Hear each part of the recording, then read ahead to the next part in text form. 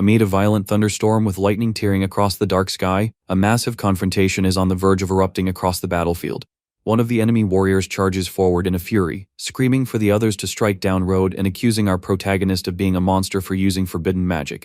Yet, this monster is none other than Rhode, who stands tall as he summons a colossal skeletal dragon wrapped in lightning. Staring intently at his own hand engulfed in blue flames, he reflects on how everyone around him only saw him as a dreadful menace. The colossal creature rises with an intimidating presence, ready to crush anyone who stands in its path. Rhode remains firmly at the top, radiating a dark aura and reminding himself that all their fear had a very clear reason. The entire world called him a monster simply because he became the only living being capable of mastering the most feared of all arts. Before all the assembled armies, he was the supreme and dreaded necromancer. At his command, an entire legion of skeletal soldiers and reanimated forces rises from the darkness, prepared for battle. The legion collides head-on against the opposing troops in a desperate struggle for survival. Driven by zealotry and aspiration, the opposing fighters march blindly with glowing eyes, demanding the end of the necromancer. The holy spellcasters raise their blazing staves, shouting furiously that there was no place in this world for such taboo magic. A devastating storm of blazing nears is unleashed from the sky, crashing straight toward Rhode. But our protagonist remains completely unfazed, calmly closing his eyes as he focuses his immense dark energy. Determined to finish this once and for all, Rhode channels a devastating forbidden spell, daring the entire army to withstand its impact. Yet, suddenly everything blurs, and a soft feminine voice begins calling out to him with concern. Opening his eyes, Rhode finds the maid Leah standing right in front of him, looking relieved to see that he has finally awakened. She timidly informs him that it is already time for breakfast, while Rhode is still trying to make sense of what is happening as he catches his reflection in the mirror. Seeing the faint mana flames in his youthful hands, he can barely believe what his own eyes are showing him. The shock is overwhelming. Rhode realizes that, somehow, he has returned 20 years into the past, right back into his younger body. He clearly remembers how, in his first lifetime, he passed away at 32 years old and ended up reincarnating in this world. Back then, he had mastered dark spellcraft and become the greatest archmage of all, commanding an invincible legion of billions of reanimated beings. His power surpassed entire nations, but when the nobility united against him and he attempted to cast an incomplete forbidden spell, the magic threw him back through time. Leah pulls him back to reality, begging him to hurry since the head of the house would certainly discipline him if he were late again. Showing a level of composure he never had in his youth, Rhode straightens his clothes, offers a gentle smile, and apologizes to the maid, telling her he will be down right away. The young woman is left completely stunned, unable to understand how the young master, who had always been distant and timid, could suddenly speak to her so politely. Walking through the castle corridors, Rhode recalls that here, he is merely the youngest son of Baron Morris, widely known as a spoiled youth with no real prospects. Yet the memory of his family's tragic downfall in his previous lifetime still haunts him, recalling the moment he watched them all perish without being able to do a single thing. Even though he lost all his magical cultivation during the regression, he still retains all his dark knowledge and vows that this time, he will change everyone's fate. Entering the dining hall, our protagonist finds his family gathered around the table in a heavy, quiet atmosphere. His father, the stern Baron Shiro Morris, immediately glares at him with a strict expression, asking if his son was already making up excuses to skip his lessons. Completely unbothered by the scolding, Rhode calmly pulls out a chair and apologizes to his father, assuring him that he has no intention of missing his studies. He firmly promises not to miss a single lesson from now on, feeling a sense of nostalgia upon seeing his father's severe expression after so many years. Looking at the Baron, Rhode wonders how a family led by someone so strict and disciplined could have fallen into ruin in the past, promising himself to uncover the truth. His older brother, Leo Morris, chimes in to taunt him, saying he cannot just take it easy if he expects to inherit anything from the family. Rhode, his sister Sif steps in to defend him, asking their older brother to go easier on the youngest member of the household. With a warm smile, Sif places a generous portion of meat onto Rhode's plate, and he thanks her with genuine emotion, seeing that she remains the same sweet person as always. However, a dark memory surfaces in his mind in the past. In an attempt to save their ruined household, Sif was married off to the sinister House Gorbet and met a terrible end. The warm atmosphere is broken by the firm sound of high heels echoing across the dining hall. His mother, the unyielding Lady Della Morris, approaches with a cold gaze, demanding an explanation for the boy's tardiness. Desperate to protect her younger brother, Sif quickly makes up an excuse, claiming it was her fault for staying up late teaching him magic theory. The matriarch orders the girl to stop immediately, having no patience for the excuses she always invents to shield Rhode. Della coldly declares that the Morris family has no room for a useless burden, giving him an ultimatum: if Rhode does not master magic within 1 week, he will be cast out of the house. Sif is appalled by the unreasonable demand, arguing that even Leo, who was considered a prodigy, took an entire month to become an apprentice archmage.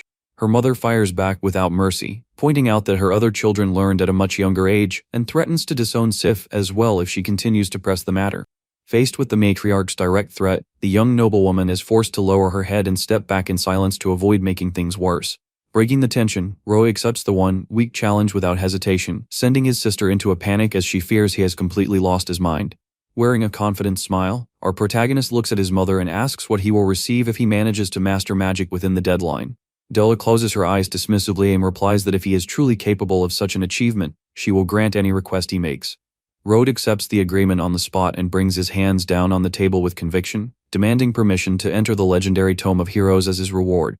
Surprised by his youngest son's firm and unexpected resolve, Baron Shiro merely raises an eyebrow, intrigued by this sudden transformation. Without hesitation, the patriarch accepts the wager, confirming that if Rhode truly masters magic in 7 days, he will be granted full permission to enter the Tome of Heroes. Della lets out a mocking laugh, claiming that an incompetent boy like him could never be worthy of a heroic blessing, and advises him to start packing his bags for his departure. Shortly after, in the castle courtyard, Sif frantically pulls her brother aside, asking what on earth possessed him to accept such madness instead of simply apologizing. She begins to panic, recalling that not even Leo achieved such a feat in 1 week, and insists that Rhode's stubbornness has genuinely infuriated their mother. Deeply protective, Sif holds his shoulders and reveals that she has saved money over the years, promising to give it all to him so he can live comfortably if he is banished. Before he can utter a single word, the girl rushes off to fetch her savings, leaving Rhode chuckling awkwardly at his sister's complete lack of faith in him. Our protagonist admits to himself that if he had not returned with all his past experience, he too would have found it impossible to surpass his prodigy brother. But now that he has been given a second chance to fix his family's tragic fate, he is more than determined to set his plans in motion. He knows that the Tomb of Heroes is his best opportunity to raise an unbeatable force, as in his previous lifetime, he discovered entirely by chance that a legendary figure was laid to rest there. Since access to the tomb will still take a few days, Rhode decides to head into the forest behind the castle to secure his first temporary minion. Searching through the dense vegetation, he finally locates what he was looking for, the perfectly preserved remains of an Alpha Earth devouring beast. Closing his eyes to assess his current body, he notices that his mana is exceptionally weak, barely reaching the level of a mere magic apprentice. In that world, the power of warriors and spellcasters is ranked across 8 major tiers, ranging from apprentice and novice up to sage, saint, and legendary. Yet, in his previous lifetime as the sovereign of dark arts, Rhode had surpassed the legendary tier long ago, making ordinary ranks meaningless to him. Even though he is currently limited to summoning only 1 reanimated servant, bringing that novice tier creature back would be more than enough to impress his mother. Channeling the modest energy at his disposal, Rhode extends his hand and issues the command for his new creation to awaken from its eternal rest. The blue flames of necromancy envelop the creature's bones, demanding total submission before the authority of its sovereign. The forest floor violently cracks, trembling under the weight of the immense dark energy returning to life. Gigantic skeletal claws tear through the earth's surface as magical sparks wash over the entire creature. Rising from the depths, the colossal boss creature lets out a fierce roar, ready to answer the call of its new master. Carrying an imposing presence that would terrify any rookie spellcaster, the massive skeletal beast slowly strides toward Rhode. But instead of attacking, the creature lowers its massive head all the way to the ground, offering absolute loyalty to the young necromancer. The boy simply gazes at it with his eyes glowing in ethereal flames, maintaining total command over the situation like the seasoned monarch he has always been. The summoned creature retains powerful abilities from when it was alive, including lava charge, seismic eruption, and the feared blazing inferno. Rhode prepares to test the blue fire ability, knowing that necromancers can utilize their servants' spells, even if at a reduced power. Aiming forward, the young man unleashes a violent torrent of magical flames straight into one of the massive tree trunks in the clearing. The blast hits the target dead on, opening a smoking crater and shattering the timber as if it were nothing at all. Impressed by how effortless the test was, the creature praises its master's strength, while Rhode concludes with satisfaction that the strike was not bad at all. Afterward, he draws the creature back into his body, feeling the physical strain and realizing he still has a long way to go to regain his full endurance. Regardless, he knows full well that this small display of power is more than enough to win the wager against his strict mother. More than just silencing his family's criticism, his true objective is the Tomb of Heroes, a legendary site that preserves the final rest and sealed abilities of ancient champions. Every youth in the realm dreams of entering that place to catch the eye of one of those heroic souls and receive their precious blessings of strength. In the original timeline, that very tomb was where Leo received his blessing and became a celebrated hero, justifying their mother's clear favoritism toward the eldest brother. However, Rhode has no interest in receiving blessings as an experienced necromancer. His goal is to turn the ancient entity resting inside into his greatest servant. Upon returning to the estate, the young man's contemplation is interrupted by a sharp shout echoing across the courtyard. Sif appears in a fury and pinches Rhode's ear firmly, scolding him thoroughly for disappearing out of nowhere when she had told him to wait. Still deeply anxious, His sister begs him to keep a low profile for a few days while she attempts to reason with their mother to prevent his banishment. Rhode rubs his sore ear with a warm smile, reassuring Sif that no one is going to cast him out, especially since he could never bear being away from her. Hearing those kind words and seeing the calm expression on her younger brother's face, the young noblewoman is touched and looks at him with immense fondness. Their conversation is interrupted by Leah's hurried arrival, announcing that the day's magic class is about to begin. Rhode asks the maid to leave him to the classroom and takes off running, waving back at his sister as Sif watches the two of them walk away. Seeing the boy's overwhelming confidence, Sif lets out a dejected sigh, thinking that mere talk will not resolve anything and deciding she must beg her mother for leniency regardless. Shortly after, the young noble reaches the mansion's luxurious lecture room, where several highborn students are already seated at their desks. One of the arrogant nobles in the room immediately takes the chance to mock him, sneering that the lazy boy finally decided to show up before getting kicked out of the Morris household. The entire class bursts out laughing at once, pointing fingers and enjoying themselves at the expense of the protagonist's poor reputation. Instructor Regu, a respected and elderly magic teacher, steps in to stop the commotion, calmly directing Rhode to hurry to his seat. Walking calmly between the desks, Rhode recalls how he used to endure humiliation for failing to control mana, noting that these boys have not changed one bit. Stepping up before the instructor, the boy places a hand over his chest, performs an elegant bow, greets him, and offers a sincere apology for his tardiness. The instructor is completely stunned by the youth's polite and respectful demeanor, unable to comprehend when this rebellious, troublesome boy changed so drastically. As Rhode calmly walks over to his desk, the other young nobles continue staring at him with looks of sheer contempt. The son of Baron Anta grinds his teeth in annoyance at our protagonist's relaxed composure, muttering to himself that the boy is nothing more than a hypocrite. Instructor Regu takes his place at the front of the room and begins the lesson, explaining that mana is a powerful, mysterious force, and magic is the method used to channel that power. The instructor elaborates that after mastering mana, each practitioner specializes in specific paths, such as elemental casters, healers, spellblades, or shadow operatives. He goes on to explain that by learning magic, a student becomes an apprentice archmage, capable of progressing from novice and intermediate ranks all the way to the legendary saint tier. Curious about the hierarchy of strength, one of the young noblewomen raises her hand and asks about the mythical tier that stands above all others. With a thoughtful expression, Regu explains that legendary archmages are considered living myths and national symbols, representing the ultimate aspiration of any spellcaster. However, he quickly tempers the room's excitement, revealing that such figures only exist in ancient legends and that the kingdom of Tatis has not seen the emergence of a legendary mage in over 700 years. The instructor urges everyone to focus on the basics, emphasizing that nobles must master mana before reaching 13 years of age to avoid falling behind in society. Seizing upon the teacher's remark, Baron Anta's son raises his hand with a spiteful grin, pointing out that there is only one person in the room who has yet to master mana. He turns directly to mock Rhode, announcing to everyone that the boy has been attending classes for 3 years and still has not learned a single thing. Refusing to stoop to the provocation, Rhode coldly replies that his life is nobody else's concern and guarantees he will master mana and learn magic in just 1 week. The spoiled noble bursts into laughter immediately, calling on the others to mock the wild claim made by someone everyone considers a hopeless failure. The other students join in, whispering and laughing behind his back, treating Rhode's statement as the greatest joke of the year. Even Instructor Regu lets out a disappointed sigh, thinking that the boy had finally matured, only to turn out to be the same arrogant, boastful youth as always. Our protagonist considers silencing everyone right then and there, but reasons that revealing high-tier magic in a single day would draw far too much attention and make everyone view him as an anomaly. Later that same night, the lights in the mansion's primary quarters remain lit as Sif cautiously enters her mother's bedchamber. Della is quietly sipping her tea, puzzled by her daughter's late visit, and asks what brought her there at such an hour. Deeply troubled by her younger brother's impending fate, the young noblewoman sincerely pleads with her mother to reconsider the punishment and not banish Rhode from the Morris family. The matriarch grows irritated instantly and sets her teacup down firmly, questioning why Sif insists on lowering her own pride to defend such a slacker. Della rises in anger, reminding her that the family has its prestige to uphold, noting that Leo mastered mana at 9 years old and Sif at 10. She snaps that Rhode is already 12 years old and the House of Morris has no room to support someone who only wants to idle away all day. Pointing her finger with absolute authority, Della puts an end to the discussion and forbids her daughter from ever bringing up the matter again. As her mother disappears into the shadows, Sif is left alone in the room, utterly disheartened and at a loss for how to save her brother from exile.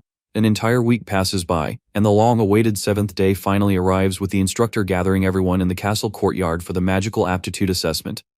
The examiner informs the youths that their families are watching from the castle balconies and instructs each of them to showcase the results of their training. Watching from above, Della dismissively remarks that this is a waste of time, as everyone already knows Rhode will only bring shame to the family name once more. Sif rests her hands on the windowsill with a heavy heart, silently hoping that her brother can truly pull off a miracle. Down below, Baron Anta's son celebrates arrogantly, eager to watch Rhode embarrass himself and be cast out of high society once and for all. Confident in his superiority, the boy steps to the front of the line and shouts that he will show the hopeless slacker what real magic looks like. Declaring his intention to specialize as an elemental caster, the young noble channels his energy and unleashes an explosive burst of fire. The blazing sphere cuts through the air at high speed, flying directly toward the stone monolith used as a target. The spell strikes the structure dead on with a sharp crack, leaving a scorch mark and scattering sparks across the area. Sporting a smug grin, the boy taunts Rhode, claiming that such a level is completely out of his reach and daring the protagonist to show whatever training he managed.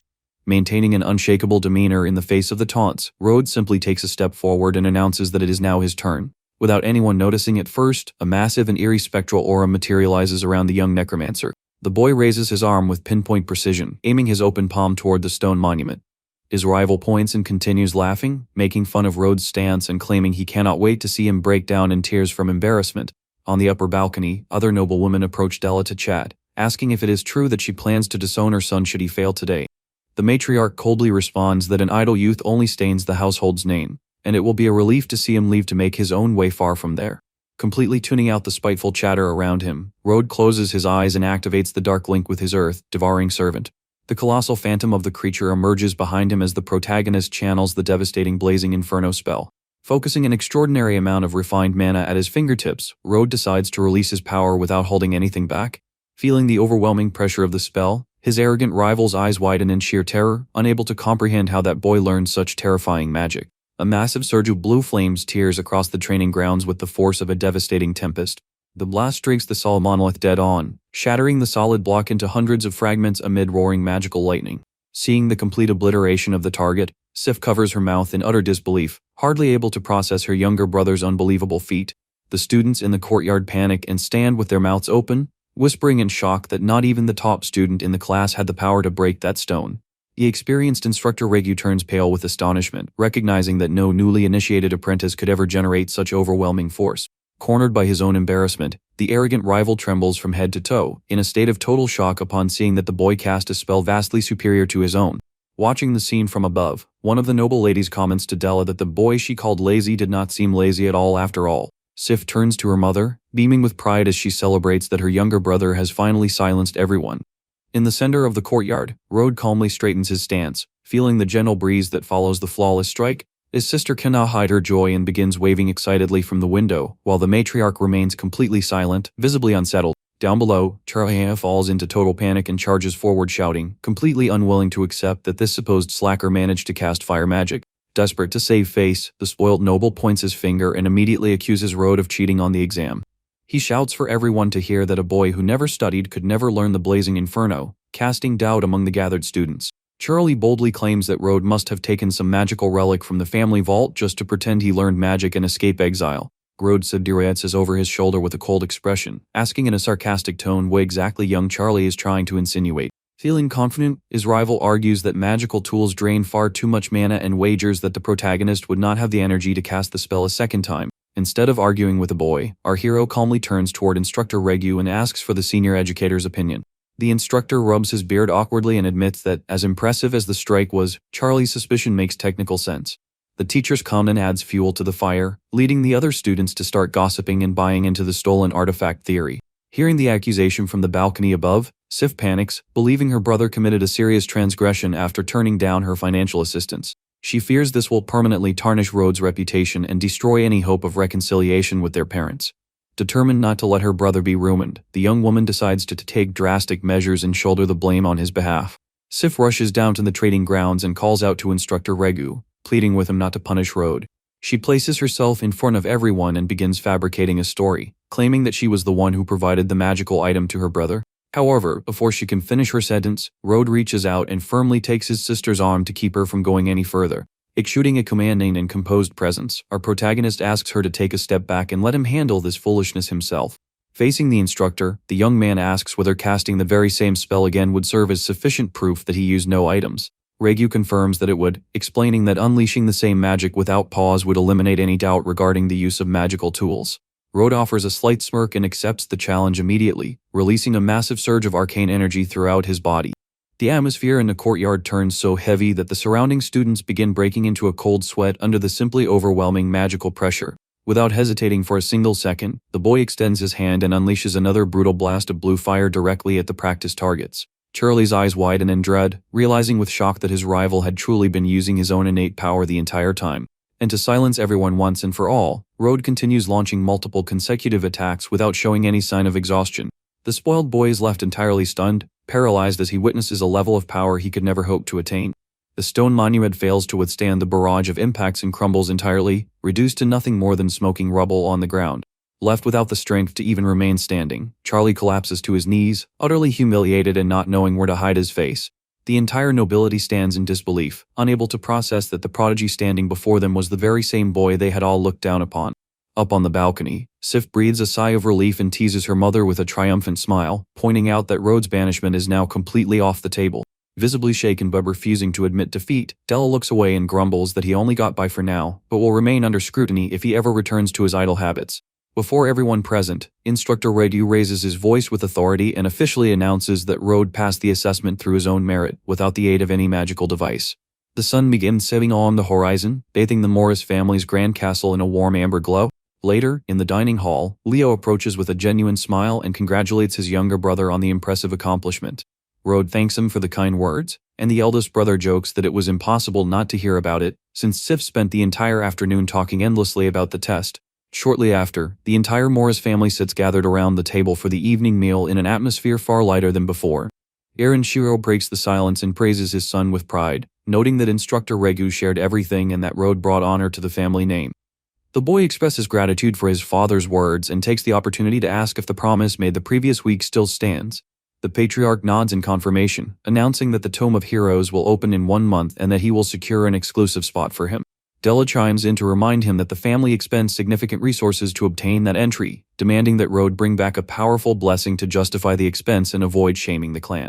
She adds that, because he proved his worth, he will now receive the same resources and training privileges granted to his older siblings.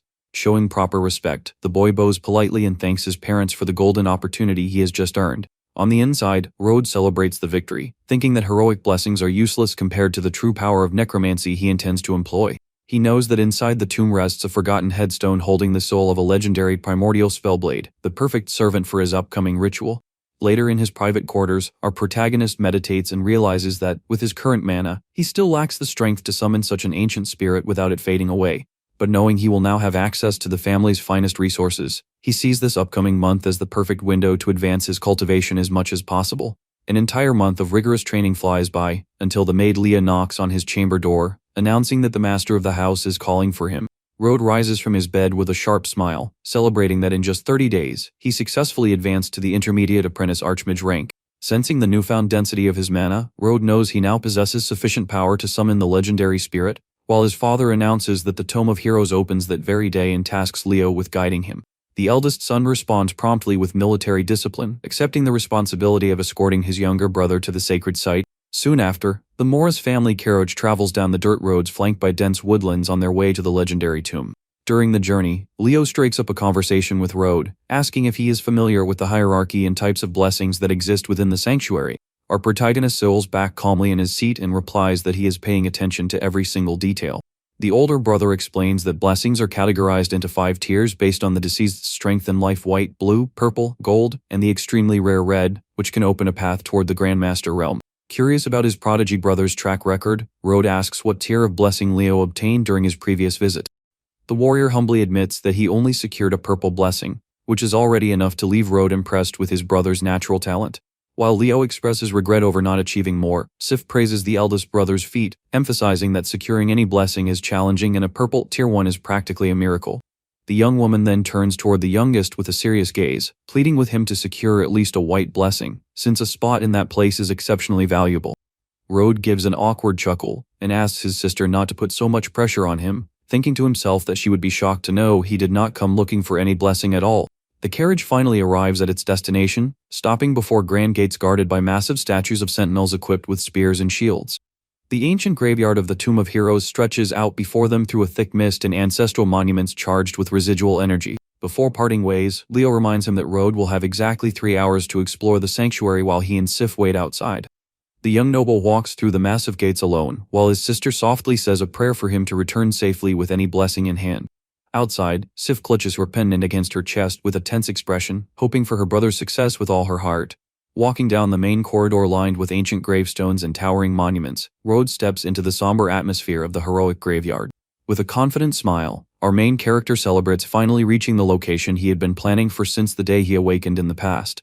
He recalls Leo's advice about seeking out the most extravagant tombs to improve his chances of finding renowned archmages and rare blessings. Completely ignoring the majestic crypts at the center, Rhode heads in the opposite direction, walking toward the most secluded and forgotten corners of the sanctuary.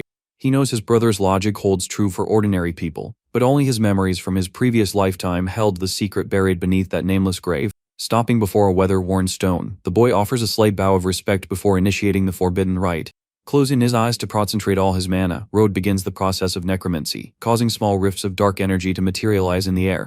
The young man opens his eyes glowing with blue flames and commands with absolute authority for the ancient champion to awaken from his eternal rest and bow his head. The buried spirit attempts to resist the forced command, unleashing a violent shockwave that Rhode suppresses with a commanding, unyielding gaze. Declaring that all the departed in this world are his loyal servants, the supreme necromancer brings his overwhelming will down upon the defiant spirit. The energy stabilizes, revealing the spectral silhouette of his new servant, a legendary primordial spellblade wrapped in magical flames and lightning. With the authority of a true sovereign of the departed, Rhode issues a direct and undeniable command for the warrior to kneel. Unable to withstand the necromancer's overwhelming presence, the spirit sheathes his blade and drops to one knee, offering his greetings to his new lord.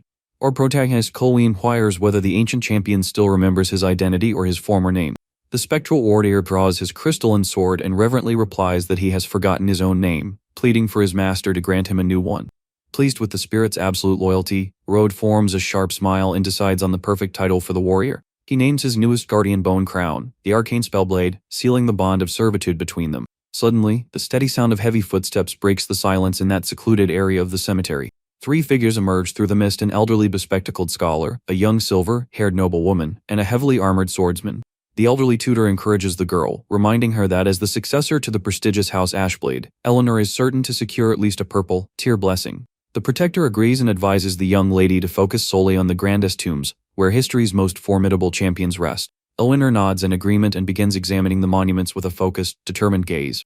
She is quickly captivated upon discovering the colossal headstone of the legendary champion Ills, sculpted in the shape of a towering winged knight. The girl recognizes that this legendary warrior stood at the absolute peak of the Grandmaster tier during his lifetime, just one step away from becoming a sage. Excited by the possibility of receiving such an extraordinary blessing, Eleanor rushes toward the monument. However, a sudden blast of blue energy and dark winds erupts from the mist, causing the young woman to step back in surprise. The protector draws his weapon instantly and steps in front of the noblewoman, urgently warning of a presence of the undead. As the mist clears, Rhode emerges, walking calmly with his coat swaying in the wind. Surprised to see a youth stepping out from the shadows, the knight hesitates for a moment, while Eleanor assumes he is merely another aspirant seeking blessings. Wary of the sinister atmosphere, the warrior aims his sharp blade directly at Rhode and demands to know the source of that aura of the departed. Assessing the young neb's stance, the guard realizes he is facing a novice tier spellblade, noting that this boy is no ordinary beginner. Combat lightning dances across the knight's sword as he warns his lady to stay alert, suspecting the youth might be influenced by a vengeful spirit. Driven by his duty to protect the heiress, the swordsman charges forward with full momentum, launching a swift, electrified strike toward Rhode. Without flinching in the slightest, our protagonist merely glances sideways at the spectral champion beside him and remarks with a smirk that the man just called him a vengeful spirit.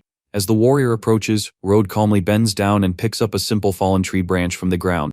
Testing the weight of the wood in his grip, the boy approves of its balance and hands combat control over to the spirit of the arcane spellblade. Confident in his heavy armor, Knight Leon leaps forward, delivering a heavy sword strike bathed in golden lightning. A sharp crack echoes through the courtyard as Rhode parries the metal blade using nothing more than that piece of wood. With a swift and precise flick of the wrist, our protagonist redirects the path of the blow, sending the man's sword flying through the air. The warrior's eyes widen in total disbelief, completely astonished by the effortless nature of that counterattack. Cloaked in a dark and commanding aura, Rhode holds the wooden branch as if it were the sharpest blade in existence. Eleanor watches the scene wide-eyed, stunned to see that her uncle Leon, a seasoned arcane swordsman, was bested by a boy armed with a simple stick. The young noblewoman cannot take her eyes off Rhode, deeply impressed that someone her age possesses such extraordinary skill. Attempting to command respect, the girl points her finger and demands to know his identity, proudly stating that she belongs to the renowned House Ashblade. Before she can say anything further, the family's elderly patriarch firmly steps in, rebuking his granddaughter for her lack of manners. Eleanor is taken aback by her grandfather's stern demeanor as Patriarch Igna steps forward, radiating considerable authority. Rhode remains standing motionless in his dark coat, patiently awaiting the group's next move. Examining the young man through his spectacles, the senior master thinks to himself that not even he could have overcome Leon so effortlessly, wondering whether it was pure luck or sheer brilliance. Feeling his pride wounded, the knight retrieves his sword and pleads for the Patriarch's permission to duel the boy seriously once more. Liam focuses all his energy into his weapon, causing the metal to shine with an even brighter golden radiance. He charges forward at high speed, unleashing a fierce barrage of electrified thrusts straight toward the protagonist. Yet Rhode intercepts every single strike mid-air with flawless precision, repeatedly blocking the enchanted blade with his ordinary branch. The spirit of the ancient spellblade briefly appears within the shadows as our hero launches a counter in the blink of an eye. Placing the tip of the branch millimeters from Leon's neck, Rhode coldly warns that if he attempts another strike, he will be laid to rest right there alongside the heroes. Igna is left speechless upon realizing he could not even track Rhode's movement, and that the boy defeated a genuine swordsman through pure swordsmanship alone, without expending any mana. Convinced that the young man possesses extraordinary ability, the senior noble intervenes immediately, asking for mercy on behalf of his subordinate. The Patriarch offers a respectful bow and extends sincere apologies for his guard's reckless behavior. Rhode instantly realizes that the elder only held back from stepping in earlier because he wanted to test the full extent of his combat skills. Angered by the guard's conduct, Igna sternly reprimands Leon and orders him to ask the young man for forgiveness at once. The knight swallows his pride and bows before Rhode, acknowledging his mistake and begging the young master for his pardon. On the inside, Leon trembles with dread, remembering that he was overcome twice in a row by basic sword techniques without any magical trickery. With complete calm, the protagonist brushes the incident aside, noting that no one was harmed and there is no reason to hold any grudges. Master Igna praises the boy's mature attitude, remarking that only someone with the mastery of a grandmaster could outplay an arcane spellblade in such a manner. Eleanor is even more astonished to hear her own grandfather refer to the boy with such high regard, unable to understand how someone her age commands such respect. Rhode offers modest thanks and downplays the matter by claiming it was merely good fortune, reminding himself that the real credit belongs to the legendary technique of the spirit he summoned. The head of House Ashblade lets out a hearty laugh, amused by the young master's humility.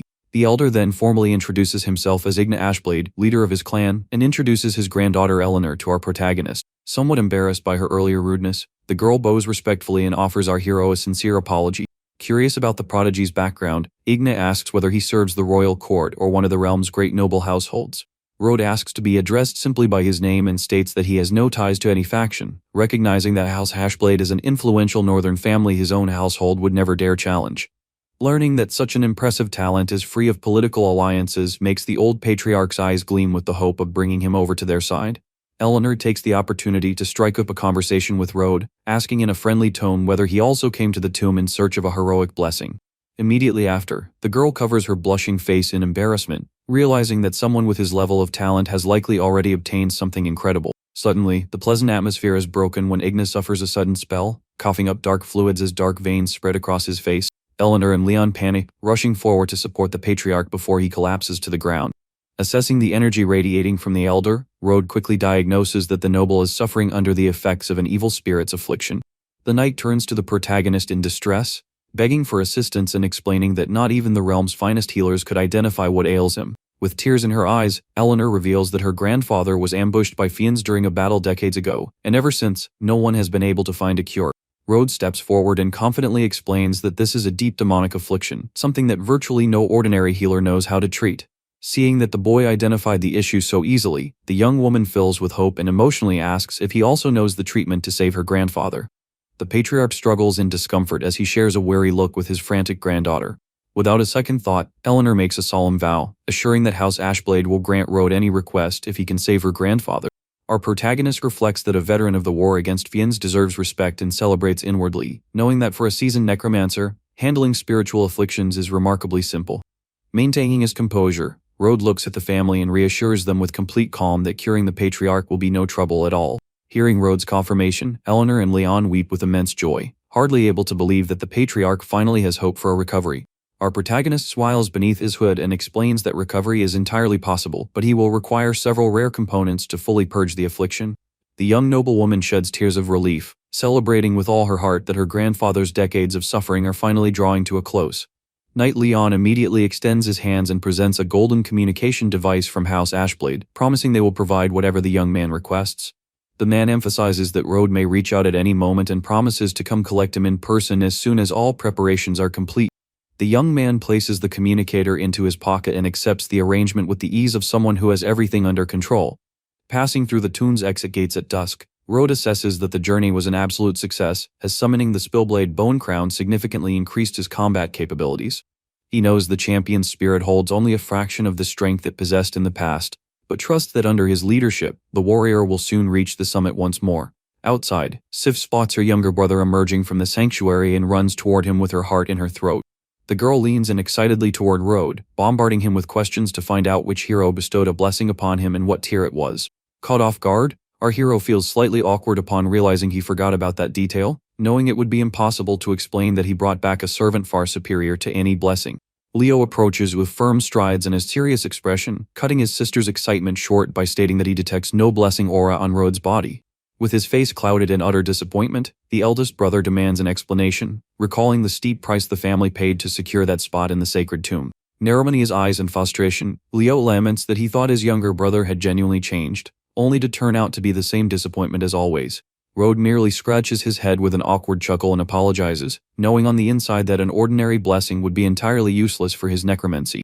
Sif lets out a disheartened sigh and suggests they head straight home, silently hoping their mother does not have a furious outburst upon hearing the news.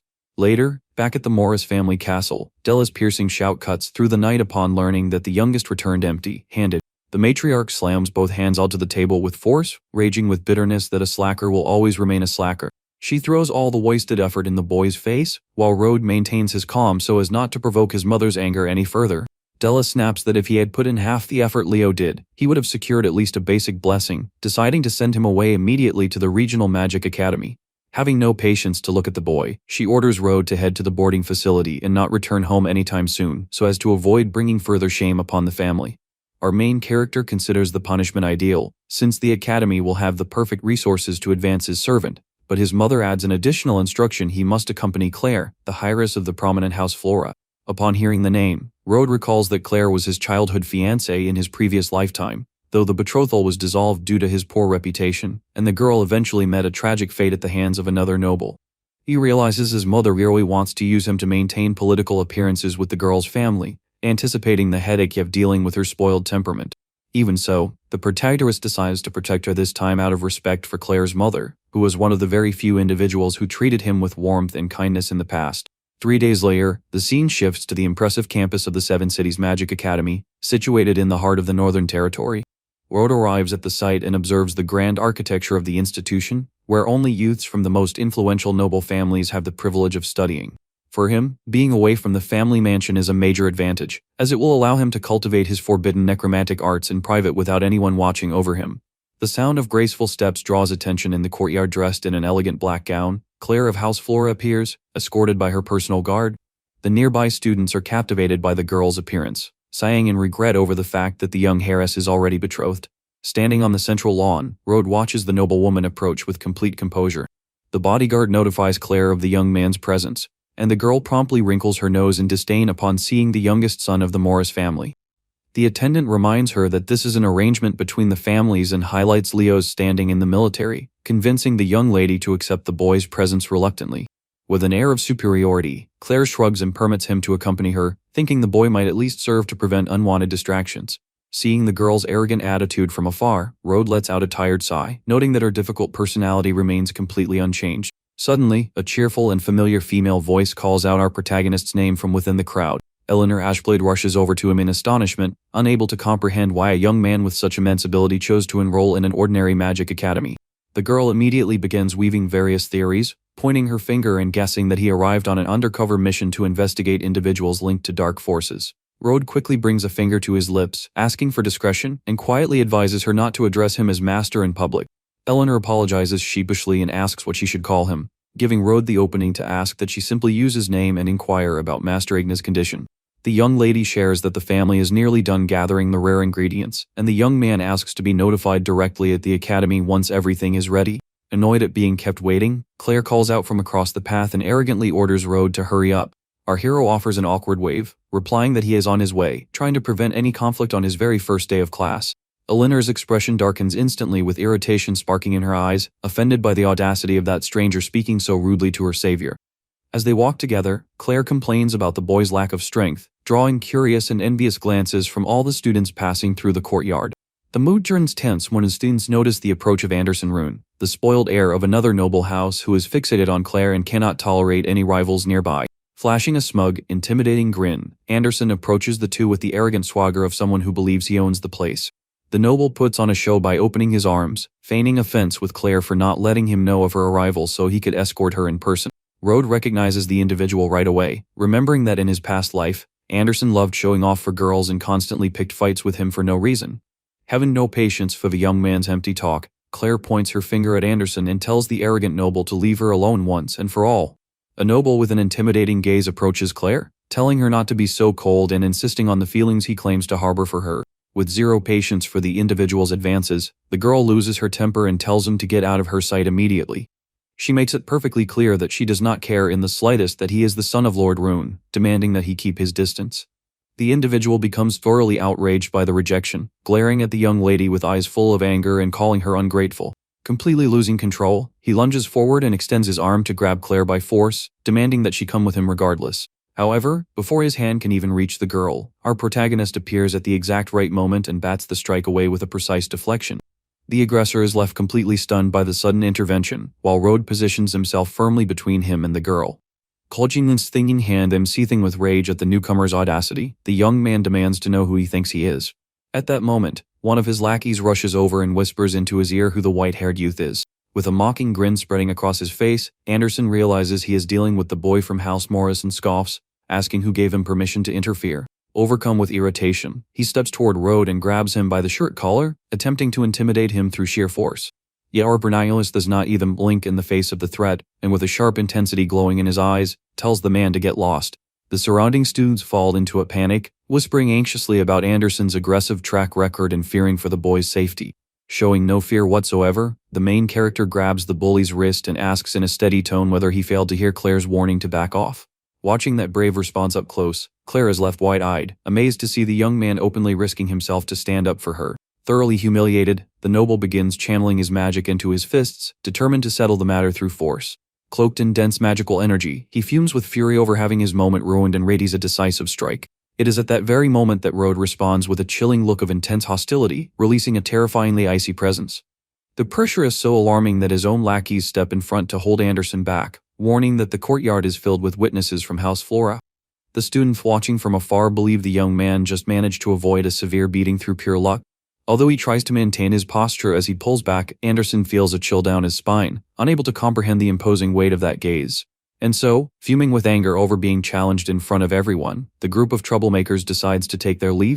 Claire breathes a sigh of relief, but quickly reproaches Rhode, reminding him that not even her family wants trouble with Lord Rune's lineage. The young man asks if she actually wanted anything to do with the person, and Claire counters that he should worry about himself after picking such a fight. As the two converse across the courtyard, a very energetic blonde girl named Anna comes running up and calls out to Claire. The young lady's tense expression melts away instantly, replaced by a warm smile upon seeing her longtime companion.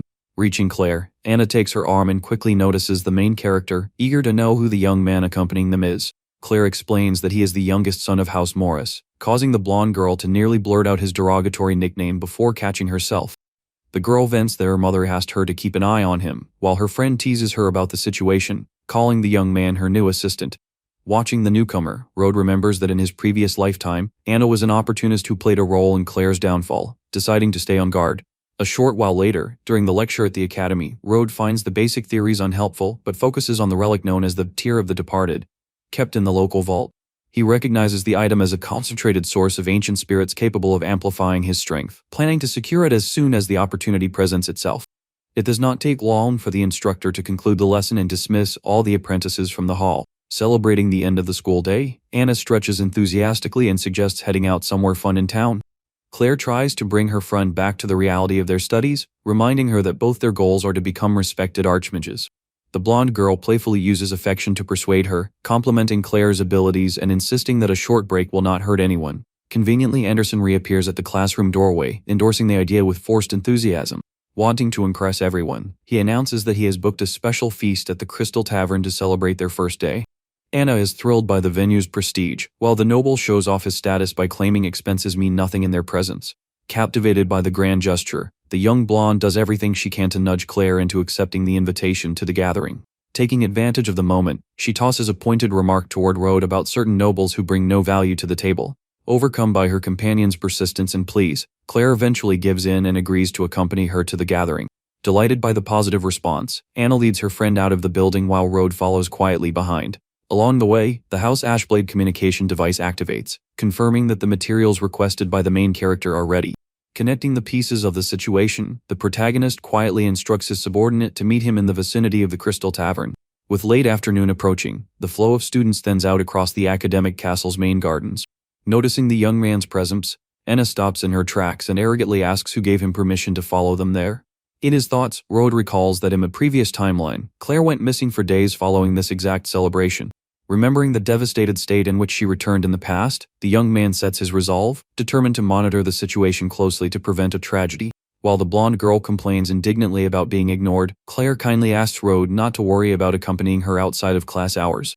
Seeing Claire's hesitation, Anderson feigns friendliness and says with a false smile that there is no problem at all if Rhode wishes to join them. Yet on the inside, the noble seethes with anger, vowing to himself that he will use the trip to the tavern to teach the boy a lesson for embarrassing him. Completely taken in by the young man's status, Anna showers him with praise, remarking on how understanding and accommodating young Master Anderson is. Right after, she glares at Rhode and grumbles with disdain, asking if he happens to harbor some sort of fixation on Claire. Shortly after nightfall, the group finally arrives at the renowned Crystal Tavern to kick off the celebration. Full of swagger, Anderson pushes open the establishment's doors with arrogance to welcome all his guests. He loudly announces that the entire evening's tab is on him, drawing applause and excited cheers from the other students in the class. However, the atmosphere inside is anything but welcoming. The hall is overrun with rough fighters drinking heavily and eating like wild beasts. Looking around, the bloodied blades and battered shields on the tables make the level of danger in that setting abundantly clear. The protagonist realizes immediately that these men are not ordinary adventurers, but hardened fighters who deal with conflict every single day. Rhode quickly connects the dots with his past life, understanding that dangerous fighters like these were responsible for Claire's disappearance. Without wasting a moment, the main character approaches the girl and calmly points out that it is getting late, suggesting they return home at once. But before Claire can even reply, Anna steps in angrily and swats Rhode's hand away. The girl completely loses her patience and begins shouting at him, questioning why he is trying to pull Claire away before the gathering has even begun. Pressured by her friend's scene, Claire feels awkward and apologizes, telling Rhode that she cannot break the promise she made to Anna. Anderson seizes the opening to step up to the boy, asserting that Claire is his guest and demanding respect for the nobility's name. All this shouting ends up drawing the attention of the rough fighters at the back of the tavern, who begin laughing at the petty argument among the students. An armed giant stands up chuckling with his mug in hand, mocking the pampered youths who came to celebrate in such a dangerous establishment. With heavy steps and a predatory air, the fighter begins walking toward the group of nobles. Staring Claire up and down with an unpleasant grin, the man smirks upon noticing the girl's striking beauty. Annoyed at being interrupted, Anderson turns to the manager demanding an explanation regarding the presence of crude fighters in his reserved area. The remark draws hostile glares that very second, and the fighter stares down the young noble with pure aggression over the insult. Terrified by the possibility of violence, the tavern keeper rushes up to Anderson and pleads with the young man to return with his friends the following day instead. One of the noble's lackeys snaps back angrily, stating that his master would never tolerate such an embarrassment in front of Lady Claire. The manager grabs Anderson and whispers in desperation, warning that those men are ruthless individuals and picking a fight with them is asking for disaster. Placing blind faith in his family name, the young master shouts loudly asking if this bunch of nobodies is unaware of House Rune. Having no patience for the boy's arrogance, the veterans slam their tables in anger and tell the little group to clear out before it is too late. Lacking any sense of real danger, Anderson's lackeys charge toward the fighters, shouting that no one challenges the authority of Lord Rune. The counter from the seasoned fighters lands with frightening speed and a violent crash. Without exerting much effort at all, the fighter kicks and knocks down both lackeys at once, stepping over the two boys sprawled on the floor. Anderson falls into absolute shock upon seeing his companions neutralized so effortlessly right in front of him. Pouring his drink over the fallen pair, the warrior mocks the boys' foolishness for daring to challenge true combatants. He makes sure to warn them that, had they been out in the wild lands beyond the walls, their heads would have been severed long ago. As panic grips the hall, Rhode watches the brawl unfold from a prime vantage point, finding the whole thing quite interesting. Sensing the impending danger, Anderson drops his posture and raises his hands, attempting to resolve the situation directly with the leader of the outfit. The fighter lets out a mocking laugh, warning that a spoiled kid like him holds no standing to speak with Captain Kent. From the shadows of the room emerges the intimidating figure of Kent, the feared commander of the bloodstained mercenaries. Anderson turns completely pale upon recognizing the name of the legendary group that operates in monster-infested woodlands and eliminates nobles for coin without hesitation. With a sinister smirk, Kent looks down at the young man with disdain and scoffs, stating that the life of a youngest son is worth absolutely nothing to him. Terrified by the leader's crushing presence, the injured lackeys begin crawling across the floor seeking help. Anna falls into total panic and clings to Claire, trembling from head to toe, realizing the monumental blunder of stepping into that establishment. The surrounding fighters burst into laughter, thoroughly amused by the frantic terror of the noble students who had lost all their composure. Cornered and humiliated, Anderson breaks into a cold sweat upon realizing his standing will be completely shattered if he wavers in front of Claire. Swallowing his pride, Ebose apologizes for the initial strike and attempts to appeal to diplomacy in the name of House Rune. Kent settles back casually and replies in a cynical tone that, out of respect for Lord Rune's renown, he might even be willing to make a concession. Naively believing the storm has passed, Anna and Anderson's followers celebrate in relief over the noble's prestige. However, the captain closes the trap by imposing the cruel condition of sparing them only if the two young women dance and drink all night with his men. And to crush whatever remained of Anderson's pride, Kent gets right in his face, demanding that he personally persuade the noble ladies to perform for the outfit. The rough fighters cheer in excitement across the hall, laughing loudly and celebrating their leader's order to watch highborn ladies dance for them. While Anna weeps in distress and Claire takes up a defensive stance against the outrageous demand, Rhode watches the scene with a sharp gaze, ready to step in. Sweating nervously, Anderson tries to reason with the captain, stating that this is inappropriate and reminding him that Claire is the direct heiress of the prestigious House Flora. But one of the fighters immediately orders the noble to shut his mouth, shouting that his status means nothing here and that it is just a simple dance. In total panic, Anderson's classmates humble themselves and begin begging Claire to accept the demand, terrified of being torn apart by the group. Seeing everyone's desperation, Claire decides to sacrifice her dignity and orders Rhode to take Anna out of there immediately, trusting that no one would dare lay a hand on the heiress of House Flora.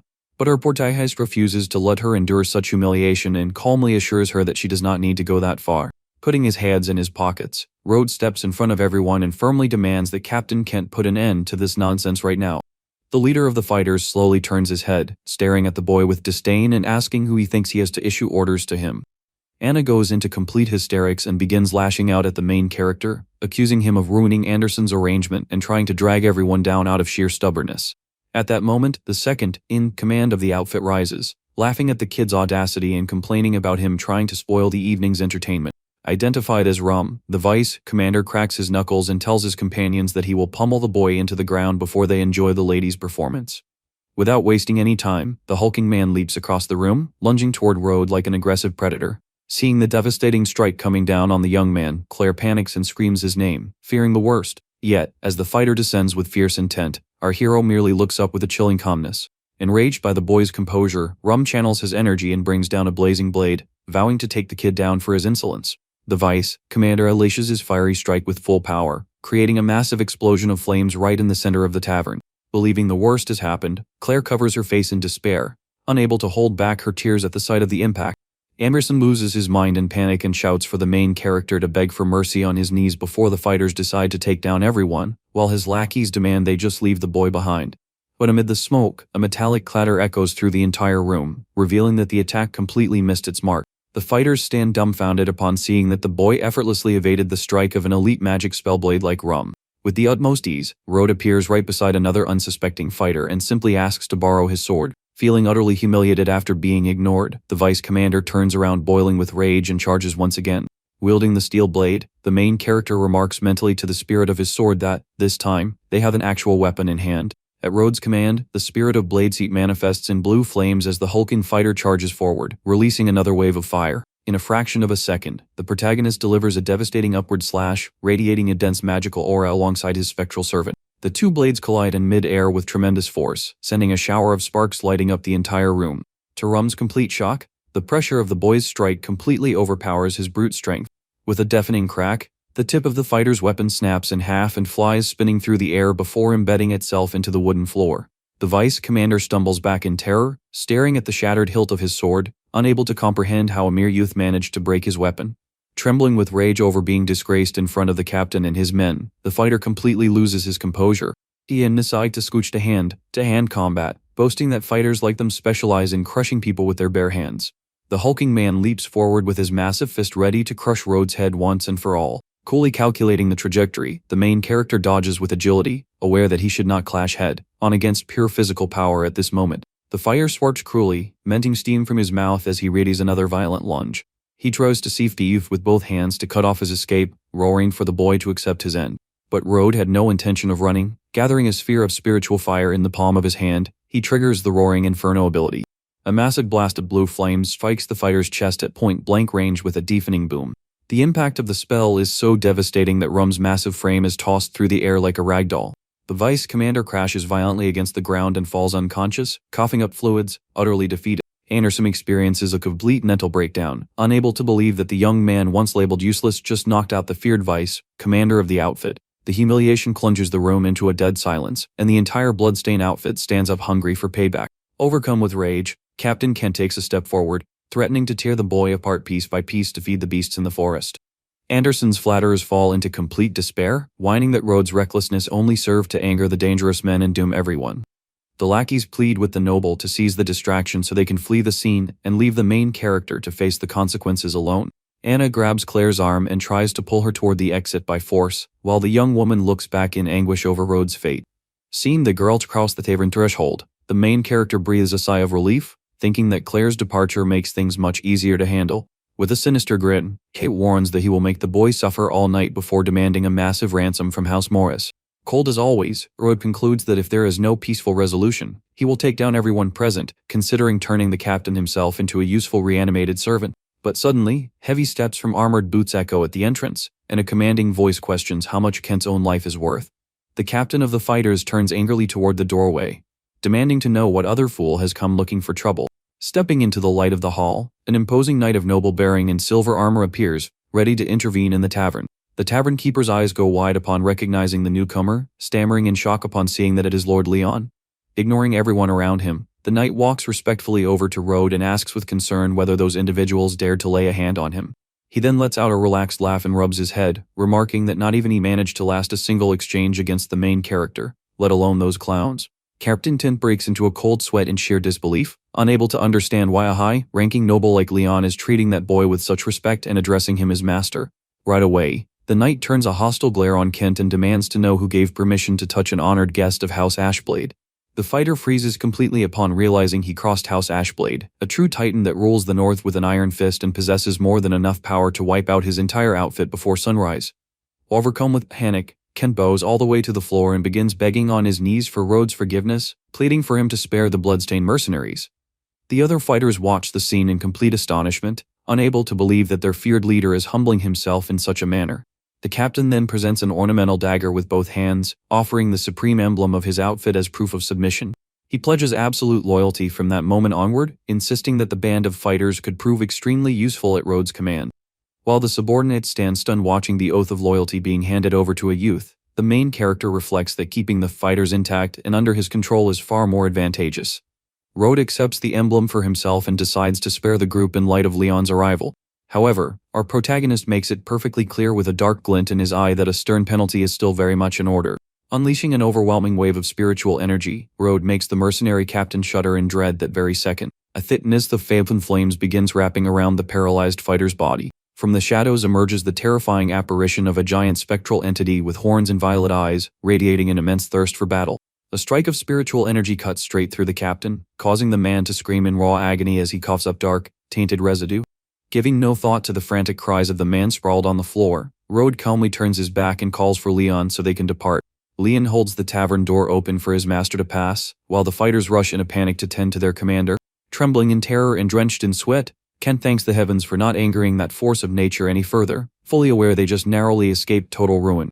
Shortly after, a carriage speeds through the streets while Leon mentions that Lord Ashblade is already awaiting their return. The scene shifts to the grand estate of House Ashblade under the warm orange hues of dusk.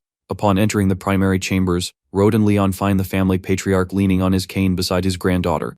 The silver-haired young woman, named Eliner, flashes a lovely, relieved smile upon seeing that Master Rhode has finally arrived for the consultation.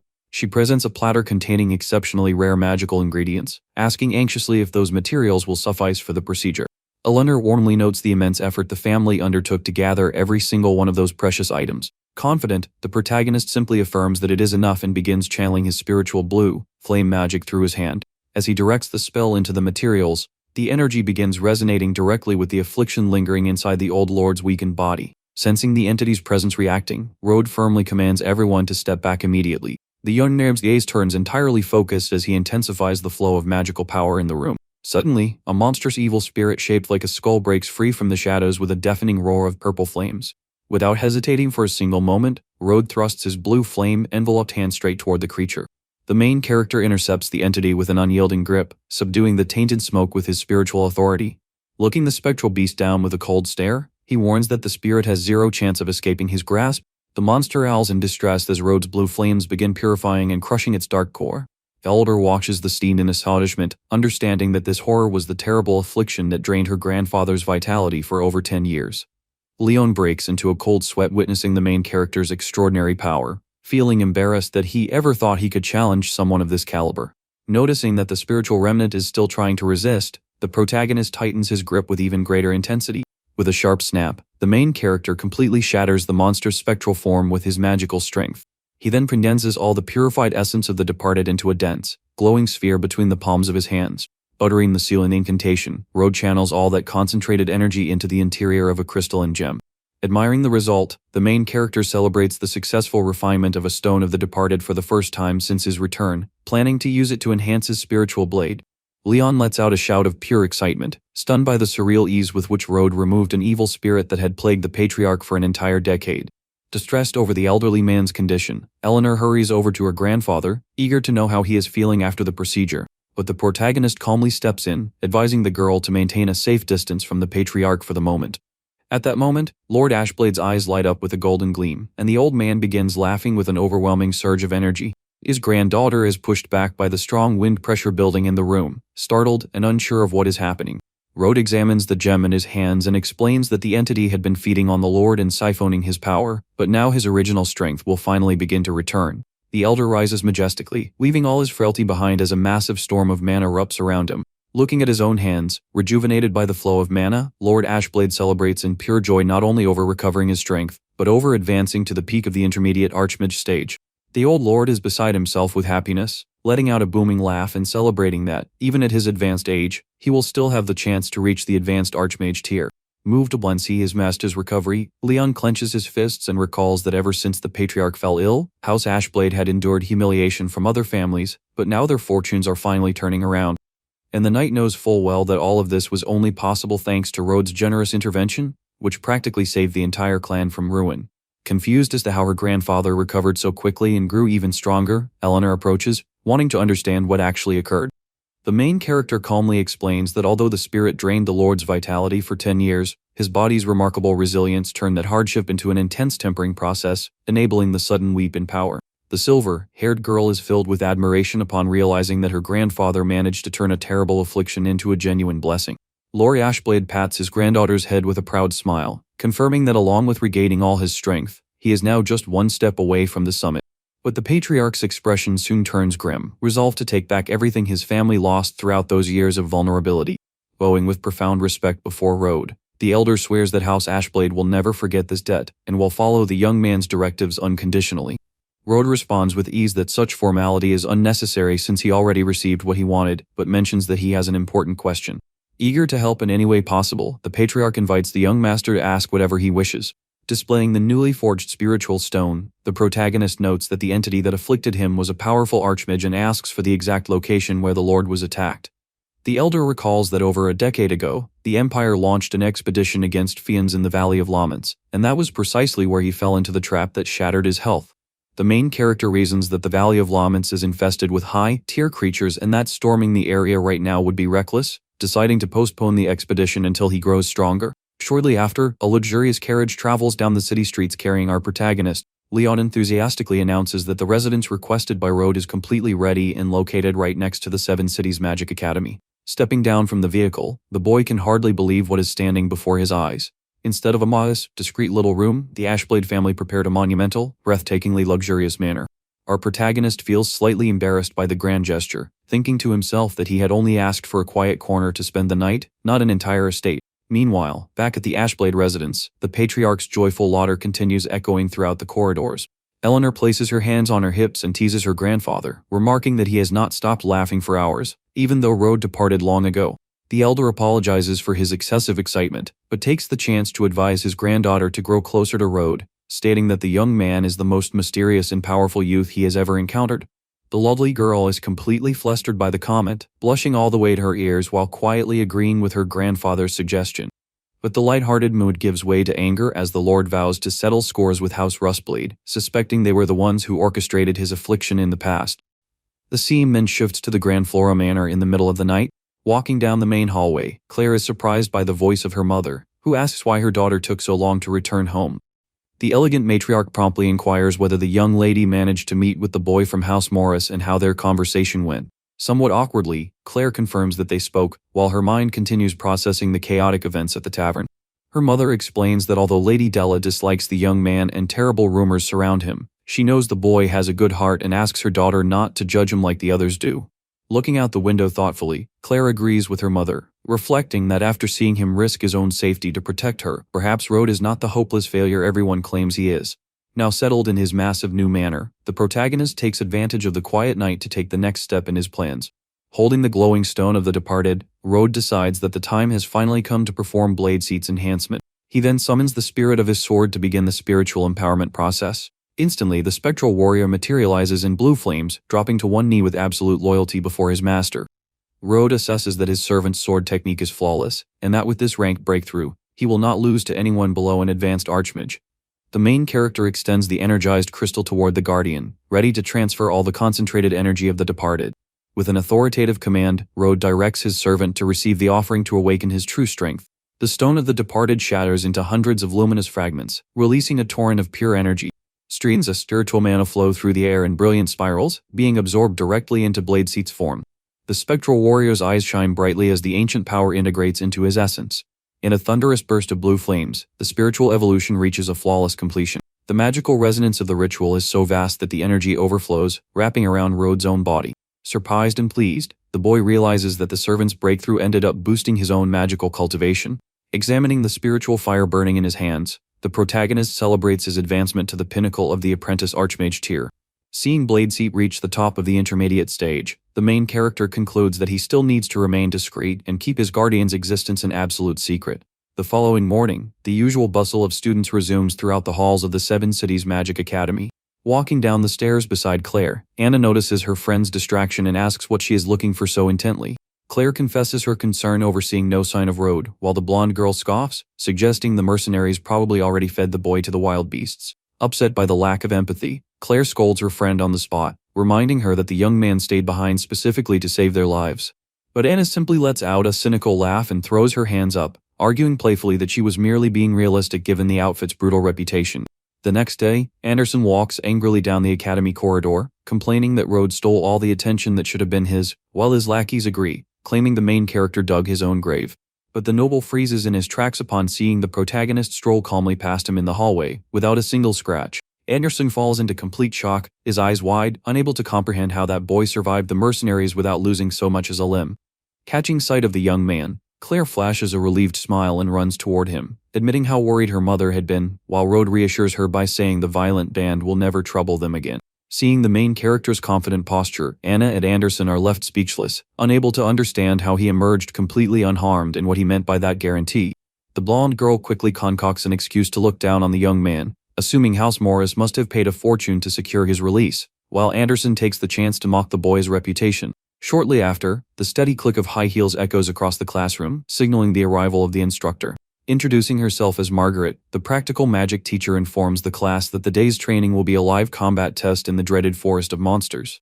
Rhode evaluates the announcement with care, recalling that the forest is the operating ground of the mercenaries and deciding he will need to keep an eye on Claire to ensure her safety. Seizing a quiet moment, the young man takes the communication emblem he received from Captain Kent out of his pocket. Leaning against the stairway railing, the main character activates the device to clear up a few questions regarding the area. On the other end of the line, Kent answers immediately with utmost subservience, placing himself entirely at the master's disposal to provide any information. Rhode gets straight to the point and asks for everything the mercenary knows about the forest of monsters, since the outfit knows every inch of that territory. The captain reveals that the forest has been turbulent in recent days due to an ancient tomb deep within the woods, whose leakage of dark mana triggered a frenzy among the local beasts. He explains that the adventurers sent to investigate were nearly wiped out by reanimated skeletons, warning that only the outskirts of the forest remain secure.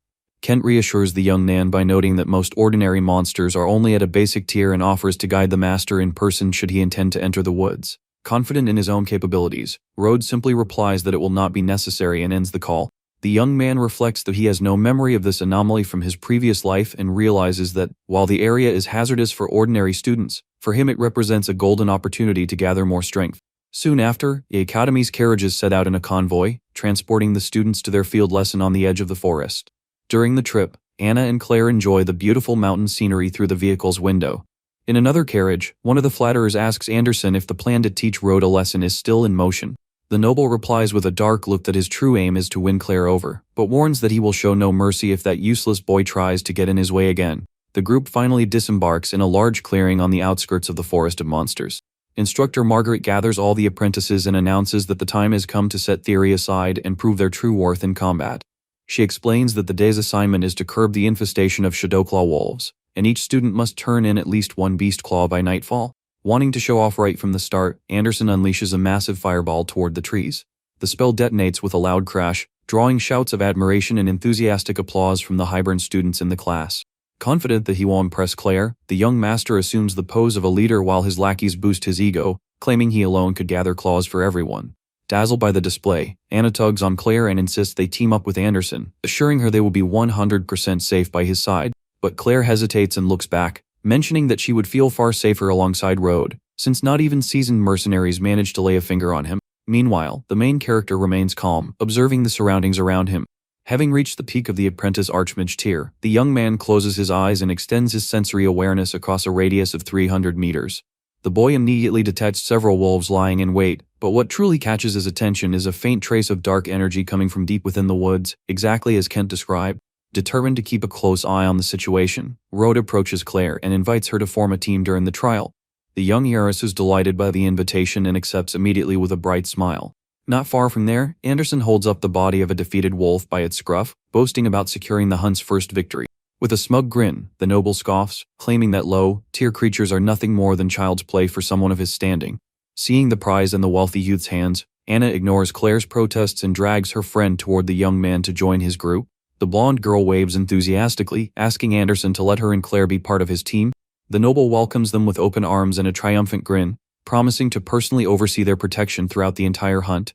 However, deep within the dense forest, a beast tainted by purple arcane flames rests upon the rocks. Catching the scent of humans, the creature snaps into a frenzy with a terrifying roar. It is a corrupted black tiger, foaming with hunger and exuding an aggressive aura from its sharp fangs. Sensing the disturbance from a distance, Rhode locks his gaze onto the forest just as Instructor Margaret notices the mana fluctuation. The teacher suspects the presence of a monster lord in an area that was supposed to be clear, noting with surprise that only Rhode seems to have sensed the same danger. Without wasting any time, Margaret directs Rhode to watch over the other students and sprints into the woods to intercept the threat before a tragedy occurs. Offended by being overlooked, Anderson grumbles indignantly, questioning why the teacher entrusted the class's safety to a slacker like Rhode. The main character ignores the noble's outburst, realizing that the dark energy is enraging the creatures and that the students will never manage against beasts in a berserk state. Disregarding all risks, Anderson rallies the other students to follow him, promising to hunt down enough wolves to secure passing marks for everyone. And so, led by pure arrogance, the group of students marches into the dark woods, completely unaware of the dangerous ambush awaiting them. Anderson leads the class through the woods and soon finds the sudden silence strange, asking where all the wolves that were overrunning the area just minutes ago have gone. Suddenly, a giant wolf with glowing eyes emerges from the shadows, and the noble instantly fills with pride, shouting for Rhode to watch closely and witness his bravery. Confident that he will dispatch the creature in the blink of an eye, the young master gathers fire magic in his palm and launches a fireball with full force. The spell strikes the monster's head dead on, producing a thunderous explosion of flames that lights up the clearing. Yet, to the noble's horror, the beast steps out from the smoke without a single scratch and with an even greater thirst for battle. The enraged monster lunges toward the students with incredible speed, ready to tear Anderson apart. The young man falls into absolute panic and begins breaking into a cold sweat, unable to understand why his best fire magic did not even faze that particular wolf. The creature opens its massive jaw and lets out a terrifying roar right in the young noble's face, ready to strike him down. Completely frozen in terror, Anderson covers his face bracing for the worst when a calm voice speaks the words roaring inferno. In the reflection of the beast's eyes, a dense storm of blue flames appears out of nowhere, descending upon its form. Our protagonist appears in front of the noble and easily halts the creature, leaving Anderson on the ground, unable to process what he has seen. In a fraction of a second, the giant wolf is consumed by Rhode's blue flames and falls motionless onto the grass. Claire and Anna are left completely speechless upon seeing that the boy defeated with a single blow a beast that Anderson himself could not hold back. The blonde girl begins trembling in shock, realizing that the main character did not survive the mercenaries because of a family payoff, but because he possesses formidable strength of his own. Sensing movement through the woods, Rhode assesses that there are still dozens of beasts nearby and decides he will need to summon the Earth Terror to manage the sheer numbers. An ordinary is it to the dense thicket, while Claire shouts frantically, begging him to return because it is far too dangerous. Upon reaching a secluded clearing, the main character is quickly surrounded by an entire pack of wolves tainted by the dark energy. Without showing any concern, Rhode sets his resolve and issues the command for his summoned ally to manifest on the battlefield. With a massive tremor that splits the ground, the giant stone creature Earth Terror emerges from the depths of the earth, wrapped in blue flames. Positioned atop the summoned titan, the main character directs it to immediately clear out all the wolves tainted by dark mana in the vicinity. The monstrous summon lets out a staggering roar that makes the trees throughout the entire forest shake. With a devastating blow to the ground, the giant wipes out the pack all at once, sending stones and defeated monsters flying through the air.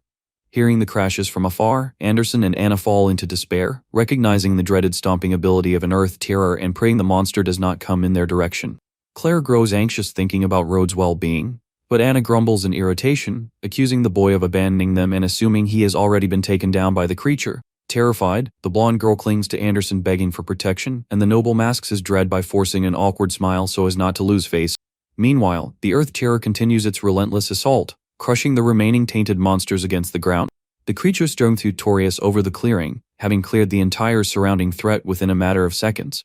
Rhode observes that the remaining wolves were not affected by the dark energy and decides to spare them, directing them to scatter. Riding on the back of his giant, the protagonist continues venturing deeper into the forest to investigate the true source of that corruption. Back with the student group, the bushes begin rustling violently, putting everyone on high alert. Anna falls into hysterics and clutches her head in terror, thinking the dreaded giant stone monster has come to hunt down their group. But to everyone's relief, only a few ordinary, startled wolves leap from the brush, revealing that the colossal threat was not there. Regaining his swagger that very second, Anderson puffs out his chest and assures with a smug smile that he will protect the ladies from simple wolves. Meanwhile, in another part of the forest, Instructor Margaret holds her magical staff, focusing a powerful sphere of celestial fire.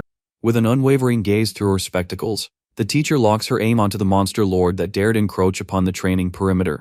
Unleashing the celestial fire spell with maximum power, she launches a devastating stream of flames over the target.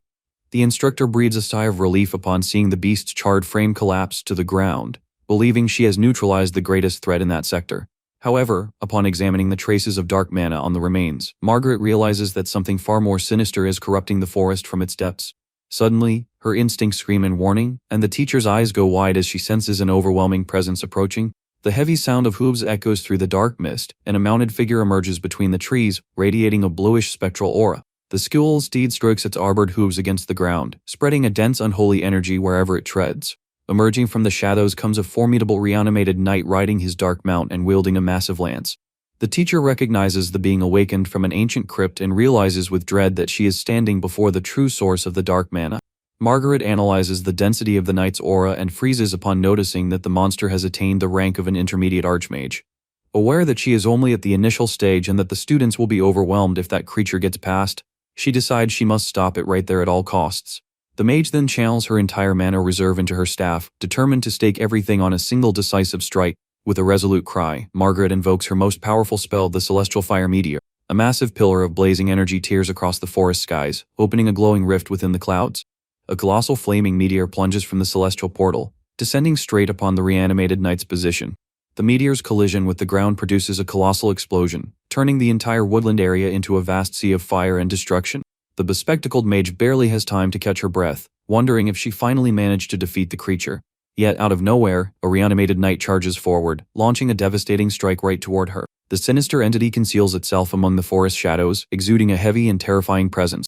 Meanwhile, the protagonist praises his servant's performance and dismisses it back, maintaining absolute composure. But at that very moment, he senses a dark shift in the air and realizes that something very dangerous is drawing near. Gazing toward the dark woods, the boy quickly realizes that the true challenge of this area has finally decided to show itself.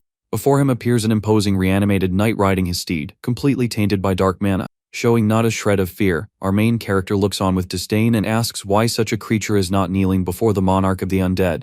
The knight ignores his authority and charges with full force, causing their weapons to clash in a thunderous impact. Even under the protagonist's overwhelming aura, the monster resists and channels even more tainted energy to sustain its assault. The weapons clash violently once more, sending blue sparks flying and demonstrating the absurd power of that reanimated warrior. A massive burst of magical energy erupts at the center of the clash, sweeping everything in the vicinity with a violent shockwave. Gauging the force of the blow, the youth notices that the density of dark mana in this adversary is at an entirely remarkable level.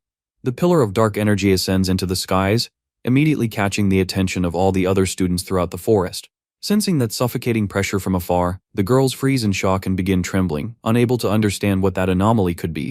The group leader recognizes that this is the exact spot Rhode headed toward, concluding with a sneer that the boy is certainly finished. Further ahead, the devastated forest burns beneath the dark vortex that continues warping the very air. Sprawled on the ground and heavily injured, the mage watches in terror at the colossal storm of energy on the horizon. Remembering that the other students are in danger in that direction, she gathers her remaining strength, determined to prevent a tragedy at all costs.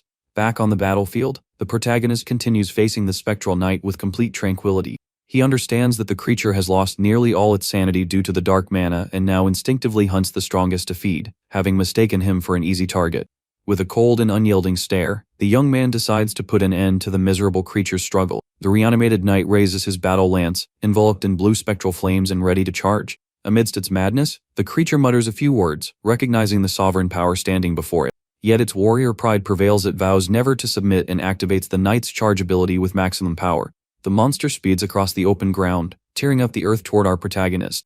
Knowing his current cultivation level is not meant for clashing head-on in pure brute strength, the main character decides to proceed strategically. He extends his hand and weaves the necromantic art echo of memory, manipulating the adversary's corrupted mind. Enveloped in spectral light, the boy tells the creature to enjoy the mental illusion he just prepared specially for it. That very moment, the knight is pulled into a scarred and ruined battlefield, reliving memories from its distant past. The warrior looks down in shock at its own hands covered in blood, descending into complete despair before the devastation all around. It sees itself surrounded by its fallen comrades, engulfed in the guilt and tragedy of that unending war. Completely tormented by the relived trauma, the reanimated fighter lets out a roar of pure agony and madness. As massive eyes look down upon the knight from high within the illusion, the protagonist decrees that this shall be its final resting place. In truth, this was all part of the plan. The main character realized the opponent's caliber was ideal for testing the combat limits of his servant blade seat. He then summons the powerful silvered, armored warrior wielding a colossal greatsword, ready to fight at full strength for the very first time. Demonstrating absolute loyalty to his sovereign, Bladeseed pledges to eliminate that adversary immediately.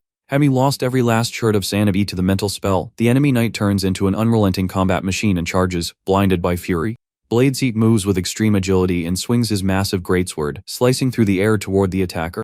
The clash between the two combatants unfolds at an alarming speed, carving a brutal path of pure destruction. The silver blade cleaves through space in a flawless, unyielding arc.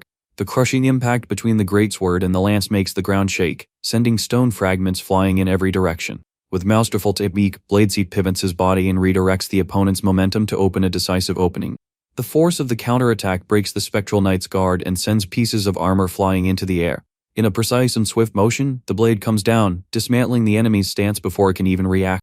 The sharp screech of metal echoes as the greatsword lands a clean strike on the monster's heavy armor. Capitalizing on the opening, Bladeseed raises his weapon with both hands to deliver the finishing blow. With a clean, powerful strike, he severs the reanimated knight's arm, sending the lance and armor flying away. Seeing the spectral energy pouring from the severed limb, the creature finally acknowledges its adversary's superior strength. Overcome by fury and distress, the monster lets out a terrifying roar as it attempts to resist its unavoidable fate. Frantic and blinded by rage, the injured monster channels all its remaining energy to attempt one final strike with its weapon. A massive wave of pure dark mana tears through the air toward the silver-armored warrior.